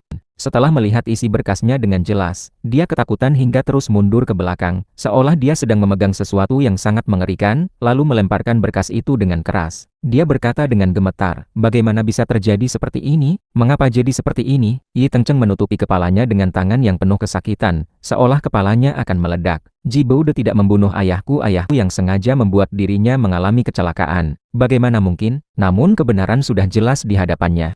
Tiba-tiba terdengar suara seseorang berteriak, tidak baiknya, Nona mengalami kecelakaan. Pengurus rumah datang berlari dengan tergesa-gesa untuk memberitahu mereka. Ketika Yi Tengcheng mendengarnya dan datang dengan tergesa-gesa bahkan terjatuh beberapa kali, dia melihat Ji Meiyou sedang menggenggam erat berkas bukti yang sama. Mata wanita itu yang biasanya cerah kini menatapnya dengan tatapan kosong. Yi Tengcheng hanya bisa menyaksikan darah merah pekat menyebar di bawah tubuhnya sama seperti ketika Liu Ruan mengalami kecelakaan mobil dan ketika Ji Boude jatuh dari lantai tinggi. Apakah ini balasan atas semua kesalahan yang telah dia lakukan sepanjang hidupnya? Meskipun sangat membenci Yi Tengcheng, Ayah Ji tidak mungkin melihat putrinya kehilangan anak dan bahkan meninggal dunia. Segera panggil bantuan. Cepat siapkan mobil, serunya. Yi Tengcheng mengikuti mereka dengan pandangan kosong. Dalam kesuramannya, dia melihat wajah Ji Boude yang dingin dan tenang. Dahulu dia sangat membenci wajah itu, dia sangat yakin bahwa jika tidak ada Ji Boude, ayahnya tidak akan mati. Namun ternyata Ji Boude adalah orang yang terkena imbasnya. Rasa benci yang dia miliki padanya sama sekali tidak masuk akal. Hidupnya tidak terlalu panjang dan tidak terlalu pendek juga. Selain 5 tahun pertama kehidupannya, selama 20 beberapa tahun yang lalu, hidupnya hanya diisi oleh rasa benci dan tidak ada yang lain. Bagaimana bisa hidupnya menjadi seperti ini? Yi Tengcheng menatap wajah yang samar itu dengan tatapan kosong dan berkata, Ji Boude, apakah kamu datang untuk membalas dendam padaku? Betapa konyolnya kamu ya. Hahaha, kita semua terlalu konyol. Akhirnya anak itu tidak bisa diselamatkan. Yi Tengcheng duduk dengan pandangan kosong di sisi tempat tidur rumah sakit,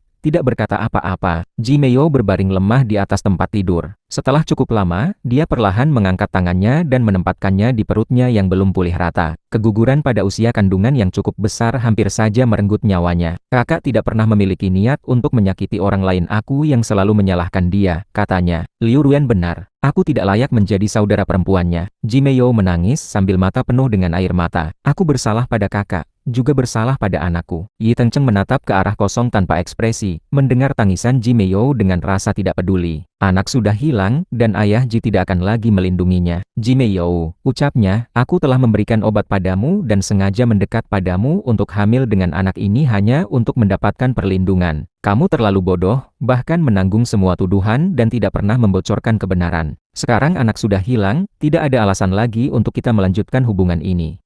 Ji Meiyou mengangkat pandangannya untuk melihatnya, air matanya tak bisa lagi ditahan. Dengan suara penuh kesedihan dan keraguan, dia berkata, "Aku tahu kamu tidak mencintaiku, Aceng. Tapi aku sudah mencintaimu sejak aku berusia 18 tahun. Aku prihatin dengan sifatmu yang sensitif dan kerapuhanmu. Tapi mengapa kamu harus begitu kejam pada kakakku?" Senyum di sudut bibir Yi Tengcheng menghilang. Dia tidak berpikir, jika dulu aku tidak terpaku pada hasrat untuk membalas dendam pada Ji Bouda, dan tidak terlibat dengan wanita yang dingin dan tidak memiliki rasa seperti Liu Ruyan, mungkin hidupku tidak akan seperti sekarang. Sayangnya, di antara dia dan Ji Meiyou ada kutukan balas dendam karena pembunuhan, dan mereka tidak akan pernah memiliki masa depan lagi. Ji Meiyou berkata dengan suara yang penuh kesedihan dan kekalahan, "Kakakku sudah mati, ibuku terkena depresi berat, perusahaan Ji hampir bangkrut, anakku juga hilang, rumahku hancur dan orang-orang tersayang pergi, aku tidak bisa melindungi siapapun." Yi Tengcheng tersenyum pahit, "Ayahmu pernah menyebut Ji Bouda sebagai bencana yang membawa malapetaka, tapi sebenarnya aku yang seperti itu. Aku yang membawa begitu banyak kesusahan bagi keluarga Ji."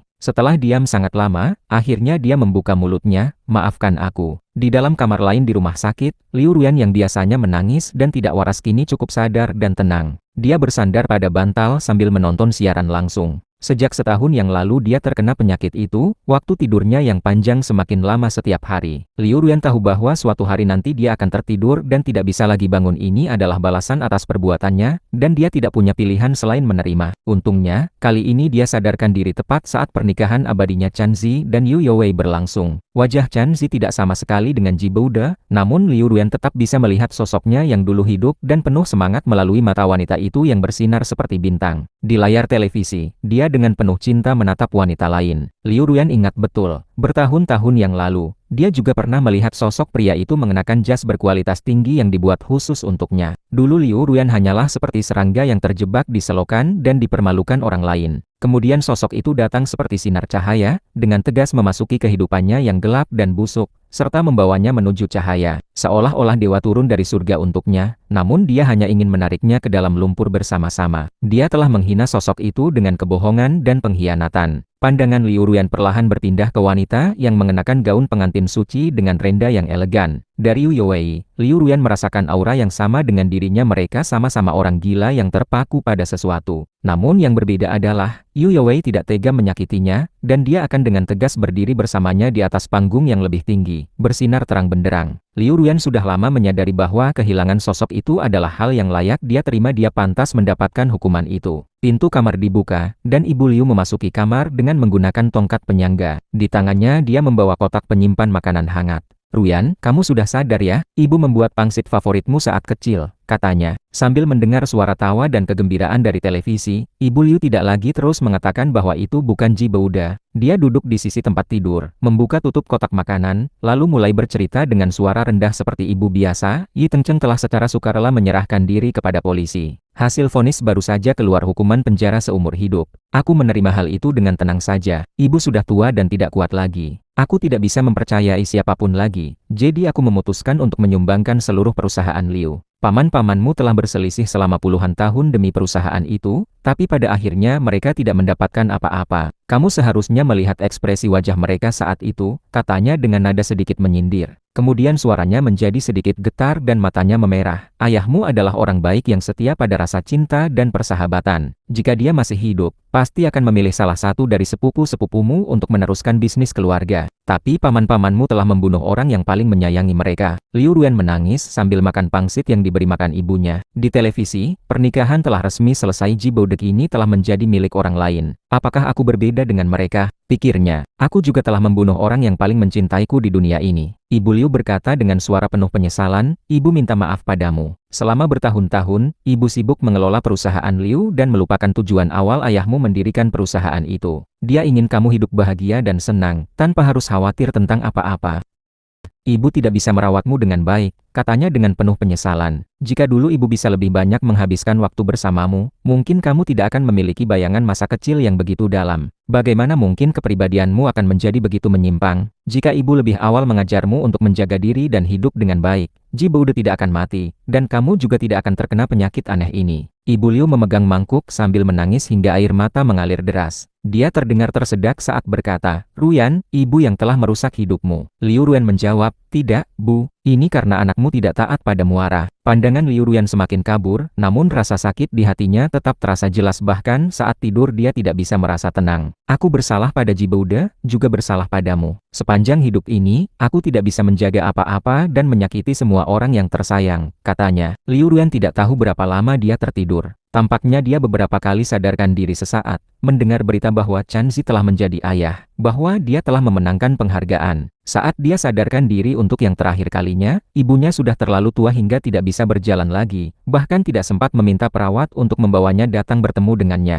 Perawat-perawat sedang membicarakan Chanzi, kalian sudah melihat beritanya belum? Nyonya Yu Youwei telah resmi menyerahkan posisi kepala keluarga kepada Yu Xiao yang baru saja lulus dari universitas, lalu dia pergi mengelilingi dunia bersama Tuan Chanzi. Katanya mereka akan melakukan perjalanan sambil melukis. Perawat lain menjawab, waduh, Nyonya Yu telah banyak mengikuti Tuan Chan melakukan perjalanan ke berbagai tempat selama bertahun-tahun. Dengarnya Yu Xiao sudah dikirim ke perusahaan untuk belajar sejak umur 13 tahun. Bukankah ini contohnya orang tua adalah cinta sejati? Anak adalah kebetulan? Hahaha. Yang pertama melanjutkan, ngomong-ngomong, Tuan Chan sungguh luar biasa. Dia memenangkan berbagai penghargaan di dalam dan luar negeri. Bahkan karyanya sangat sulit didapatkan meskipun dengan harga mahal. Salah satu perawat menunjuk ke arah Liu Ruyan lalu berbisik, kalian tahu tidak? Dia dulu pernah membuat keributan besar di pesta ulang tahun Laksamana Yu dan bersikeras mengatakan bahwa Tuan Chan adalah tunangannya yang telah meninggal. Perawat lain menjawab, aku tahu. Tunangannya adalah mantan istri kepala keluarga Ji yang wafat muda. Dia harus menanggung rasa hutang budi yang tidak jelas asal-usulnya, ditentang oleh saudara tirinya, dan dikhianati oleh keluarga serta orang yang dicintai hidupnya sungguh sangat menyakitkan. Kini Presiden Ji sudah meninggal, Nyonya Ji menjadi biarawati, dan saudara perempuannya tinggal sendirian. Keluarga Ji yang dulu begitu terkenal akhirnya benar-benar runtuh. Ujarnya, Liu Ruyan tertidur separuh hidupnya. Kalian pikir ini bukan balasan atas perbuatannya? Perawat lain menjawab, tentu saja. Liu Ruyan kemudian kembali terbenam dalam kegelapan yang tak berujung. Namun baik dia maupun Jiboude tidak salah dalam memilih orangnya. Yu Youwei sungguh memenuhi janjinya di hari pernikahan, mencintainya dan melindunginya tanpa pernah berubah. Dia hidup sangat bahagia, dan itu membuat Liu Ruyan merasa lega.